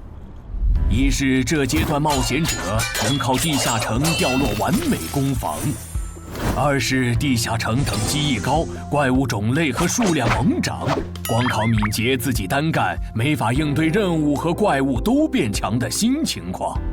那6到10级这个阶段，哪种属性收益最大？6级之后，除了必定作为攻略组核心的超新星以外，其他冒险者都得按团队需求调整自己。这时候别管啥属性收益高，得看团队要你咋发展。原来如此。但不同属性之间多少会有一个模糊的价值差吧？比如同样是1点属性，加在感知和加在力量上，谁更划算？这个确实有。目前公认的排序是：魅力大于感知，大于智力，大于体质，大于敏捷，大于力量。魅力最高，为什么？我也不知道。不过这个排序是传说们公认的。作为金字塔最顶层的冒险者，他们的判断必定有其缘由。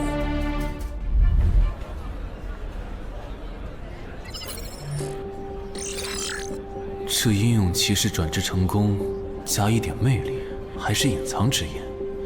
可我主职业就是近战，副职业再选同类，会不会最后效果1+1小于2啊？想什么呢？没什么。不想说就算了。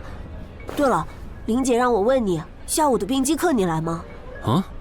这次好像有越省来的武术大师指导我们。停！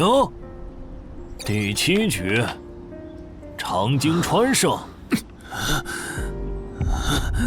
枪的优势这么大吗？算上大人绷带的效果，我等于是被14比0了。关键他的速度没我快，体力也没我好啊。你已经连输7把了，还打吗？打？我还没累呢。你呢？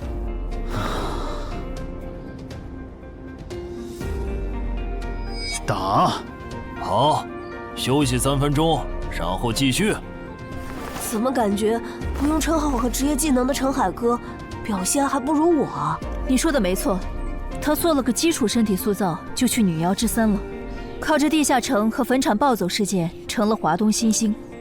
要是光论基本功，他确实比不上你。啊，这样吗？不过作为冰姬的门外汉，他的表现已经足够出色了。他现在已经能一步步跟上常经川的节奏，我估计5局之后，他应该就会开始赢了。停！第8局，长京川胜。开什么玩笑？这才10局不到，他就变得比梁家坤强了。他的智力到底有多高？感觉不是打法的问题。如果我的爆发力再强一点，刚才那一局说不定能赢。陈海，啊，下一局你用称号和职业技能吧。你确定？确定。我想更直观地感受我和超新星的差距。长京川亮称号了。什么？他们好像要来真的。行吧，老爷爷，你往旁边站一点，我怕待会儿打起来会碰到您。不用顾及我。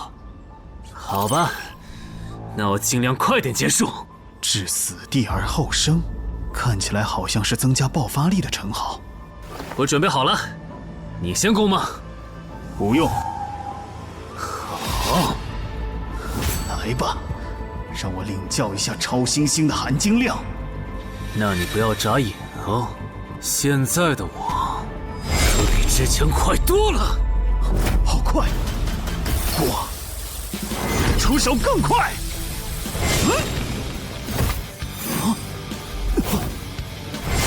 不可能！好快！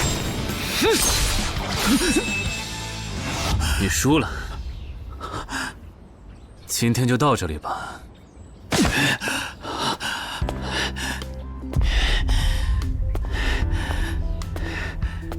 喂，我完事了，换班换班。我和他的差距原来这么大吗？其实你枪练得不错，出手的那一下，就算是我年轻那会儿，也不见得能躲掉。别灰心，你只是运气不好，遇到了能阅读你下一步动向的特例。阅读下一步？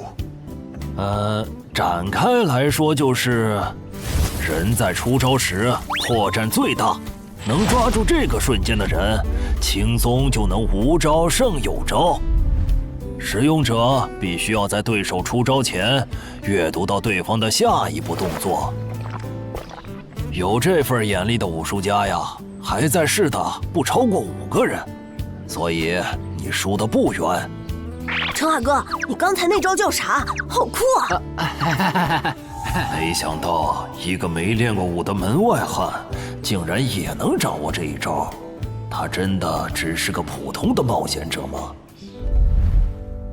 陈海哥，你也太牛了吧！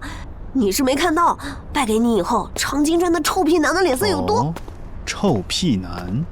长京川，我可以坐在这里吗？当然可以。其实，我原本是把你当做我的竞争对手的，但现在看来是我没眼力见了。以你的实力和潜力，东山这种小地方根本就留不下你。这不明摆着吗？坟场那种全球公认的 bug 级地下城都被陈海哥打通了，他肯定不会自降身份来跟咱抢下任东山市入口管理者的位子呀。说不定到那个时候，他已经是一手负责人了。喂，等一下，你说他以后能成为传说级冒险者，我不反对，但一手负责人，这俩人真吵啊！啊？你问我副职业怎么选？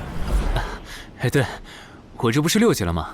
之前探索地下城的时候，发现冒险者面板升级了，除了在用的职业以外，我还可以再激活一个副职业。但我不知道副职业该怎么选，所以来问问你。这个在主副职业常识课上会讲。不过你既然问了，那我就简单说下。一般来说，冒险者主职业分常见和隐藏2种，常见职业很多，进阶方法也大都搞清楚了。你的主职业要是常见的，去内网一搜就知道和哪个副职业最配了。那如果主职业是隐藏职业呢？果然，你是隐藏职业。隐藏职业因其获取难度，目前协会只掌握了个别职业的最优路径，其余的就只能凭感觉来了。啊？凭感觉？那如果选错了，后续不就完蛋了？谁也打不过了呀？不一定。毕竟常规职业冒险者，就算是成为传说，实力也只能排到中等偏下这样。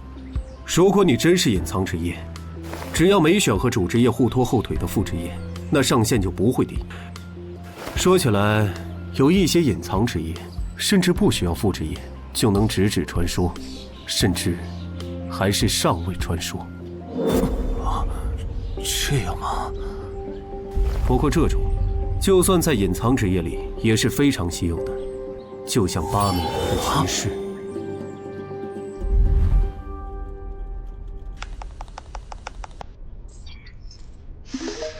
内网竟然没有死亡行者的相关资料，那看看英勇之骑士吧。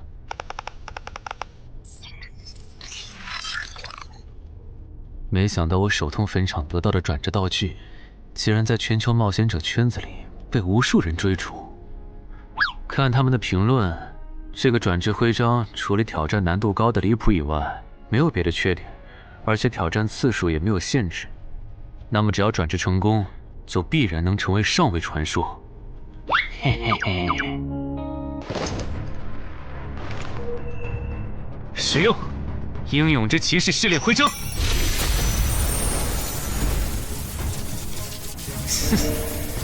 那么，出发吧！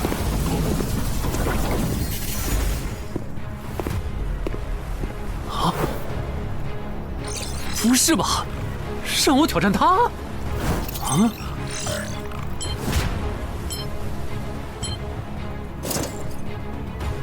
直接开始了这个任务描述啥意思呀？是要撑过10分钟吗？还是用10分钟得到他的承认？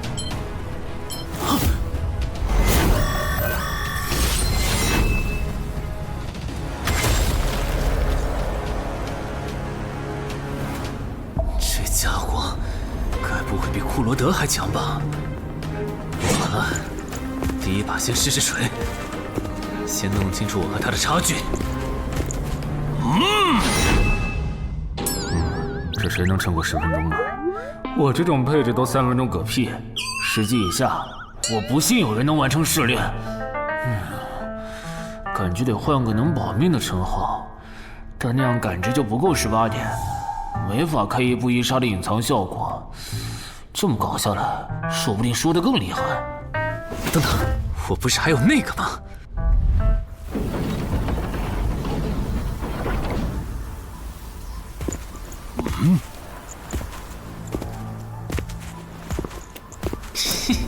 讨厌，这个傻大个的弱点是感知，他看不到穿了隐身衣的我。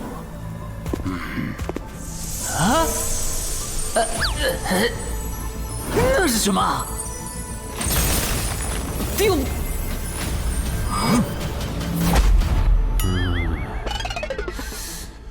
他怎么能有看破隐形到位的技能啊？不行，我就不信邪了。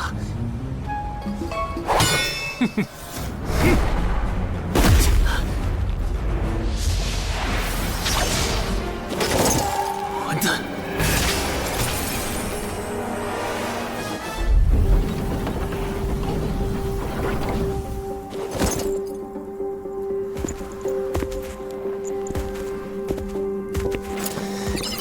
再来！啊，那些冒险者还在我家？对。虽说不知道发生了啥，可要是时限到了，这些冒险者还不出来，那咱就得掌握更多这地下城的情报，这样以后入口翻转的时候才能处理好。换个地方聊吧。还是没找到乔敏吗？没有啊，周围都找遍了，没有他的痕迹。那看来他不是下湖了，就是去更远的地方找豺狼人了。希望是后者，不然我们的麻烦就大了。我希望他是去找豺狼人了。老七那边应该也发现了，这地下城难度会越拖越高。等孵化池孵出大量的鱼人后，我们恐怕都会死在这儿。你说什么？你家地下城的通关任务是捣毁潮汐鱼人的孵化池？对啊，怎么了？我先冷静一下，林，你来给他解释。好，目前官方已公布的地下城翻转规则，你都知道哪些？基本上都知道。入口翻转后，攻方守方位置互换，我们这儿会变成愚人需要攻略的地下城。没错。那你知道来咱们这边的地下城土著也需要满足指定条件才能回到他们的世界吗？什么？等等，你的意思是那些土著也会有脱离和通关任务？是的，而且绝大多数情况下，两边的脱离和通关任务会很接近。比如捣毁潮汐鱼人的孵化池，换算到咱们这边，恐怕是破坏人类的重要设施。嗨，你再听吧，这下摊上大事了。他已经吓傻了。你说东山市下个月会有一个7级地下城翻转？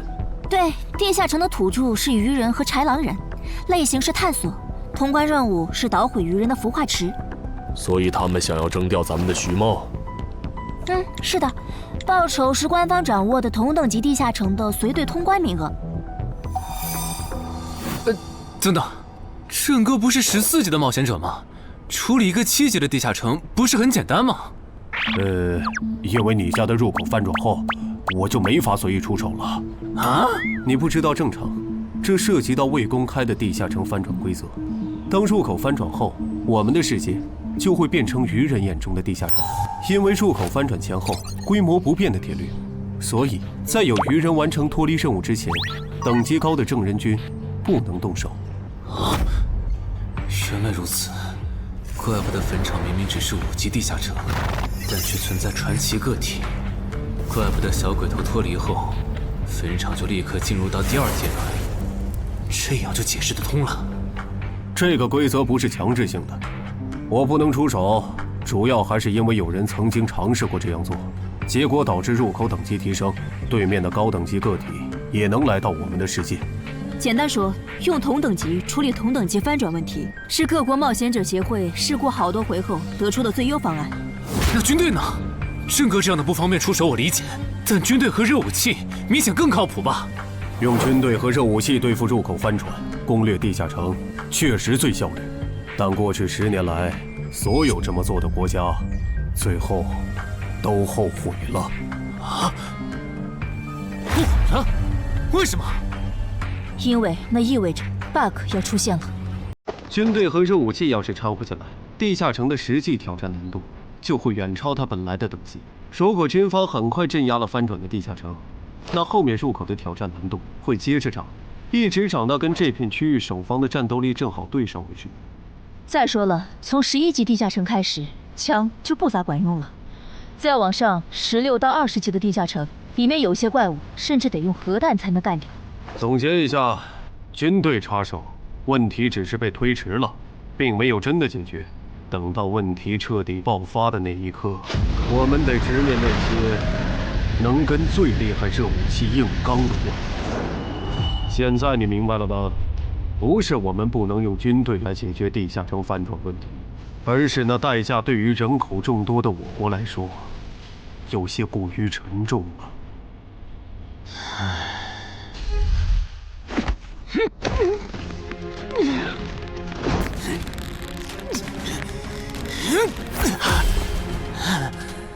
陈海哥这也太拼了吧！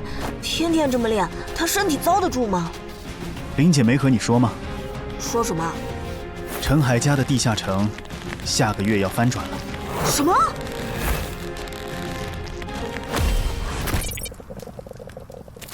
你那边怎么样了？老样子，湖里的鱼人不肯上岸。我猜这个地下城的 BOSS 已经察觉到我们被困了。正常发展的话，那些鱼人应该会在最后几天发起总攻吧？其他人呢？他们怎么看？都蛮乐观的。乔敏的失踪并没有引起他们的警觉。唉，那这下不好办了。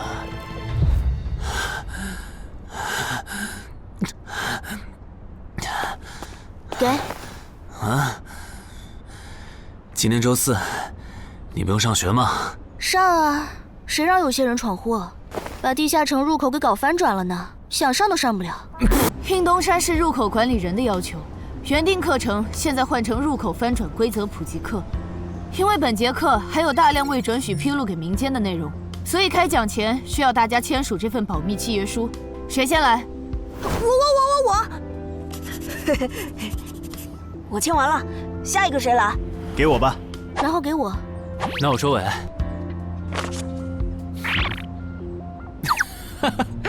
原来你叫苏玉啊！哎，你爸是不是三国迷，喜欢荀彧啊？闭嘴，快点签！最后重复一遍，我接下来讲的内容，你们不可以透露给协会外的人。一旦违例，协会的档案师和守密人就会针对违反保密协议的人进行内部处罚。相信我，绝对会让你们后悔泄密的。下面开始正式上课。官方已公开的入口翻转规则，你们都看过吧？看过。好，那我就用东山市要翻转的7级鱼人地下城做切入展开来讲。地下城翻转完后，入口还在老地方，东山市会出现对鱼人来讲难度一样的7级人类地下城。在该区域内，你们将无法使用称号。为什么？目前学术界尚无定论，但主流观点是，这是基于守方有利现状做出的平衡性调整。其实很好理解，攻方鱼人们初入城市，不了解地形，处于压倒性的劣势。要是这时候守方战斗力还不限制，攻方可就太吃亏了。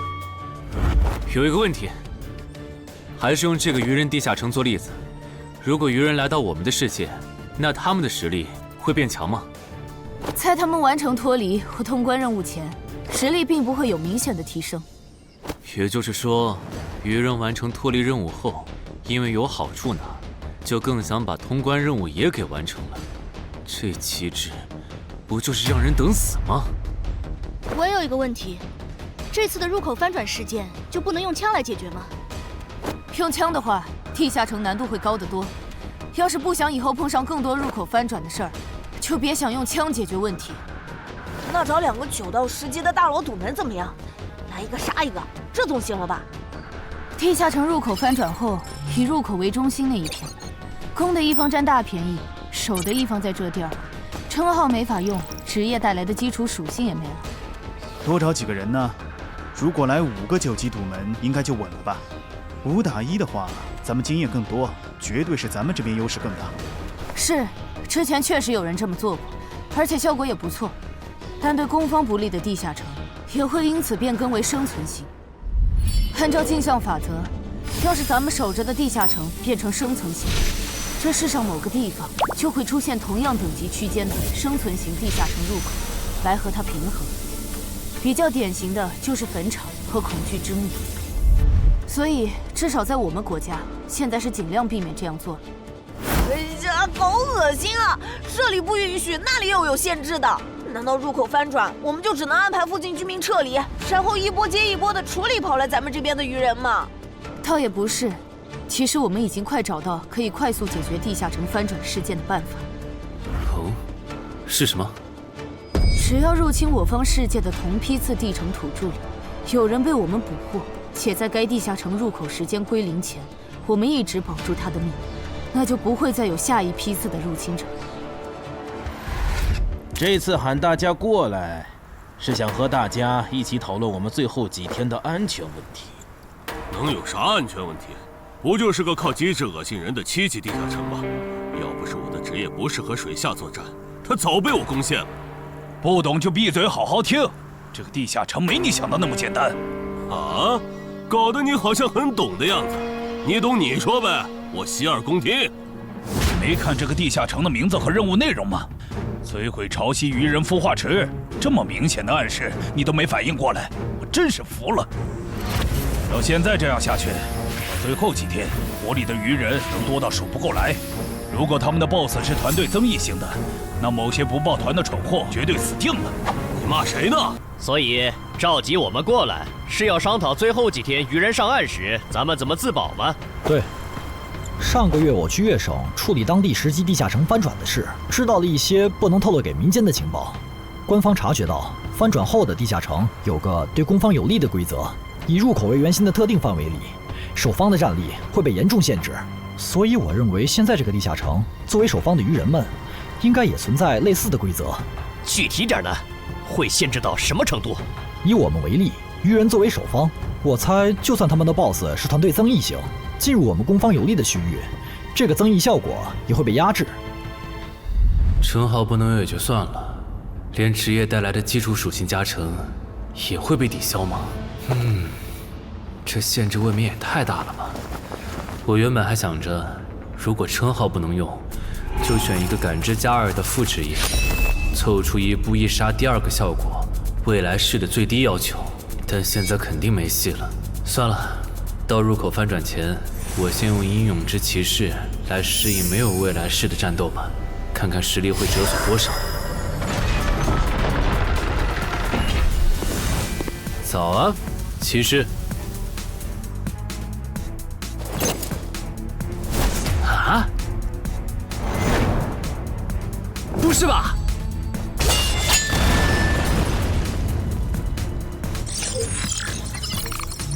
没了未来式和称号加成的我，实力原来会下降这么多吗？这么看的话，我还是得找个能加感知的副职业，至少要把未来式点出来。你找姚文忠？对，我想找一个能加2点感知的副职业，想问他有没有推荐。还有，协会内部是可以用贡献点兑换副职业的转职道具的吧？能是能，但这种和智、感、魅有关的副职业转职道具，所需要的贡献点有点多。你除掉高成勇得到的贡献点肯定不够。我知道，我来之前已经查过了。我有2个称号未被收录进官方的称号图鉴，我可以提交他们的获得线索来换取贡献点。行，那我叫姚文忠帮你整理一下。你现在就要定副职业，不再等等吗？距离你被强制征召进地下城还有半年呢，没准过几个月，新隐藏职业的最佳升级路线就能搞清楚了。不等了，我加地下城翻转后，我主职业的核心技能就会没了称号加成，得再加2点感知才能开启。这2点属性对接下来的我是刚需。行吧。这是协会掌握的能加2点及以上感知的副职业，你看一下吧。寻物师，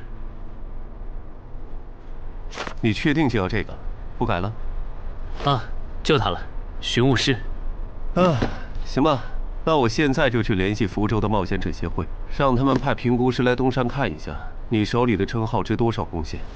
如果价值大于寻物师的职业证书，我就向总部打申请。那麻烦姚哥了。您就是陈海先生吧？你可以叫我蔡吉，我的副职业是评估师。接下来由我为您评估至死地而后生和与传奇过招这2个称号的价值。好的。算完了，这2个称号虽然效果惊人，但他们的获取难度和激活所需要的前置条件太苛刻了，所以价值相比于同等级称号会有很大的折损。具体会折损到什么程度？这你放心，足够您兑换寻物师的转职证书了。和上次一样，别用称号和职业技能，对这个设备来一拳。好。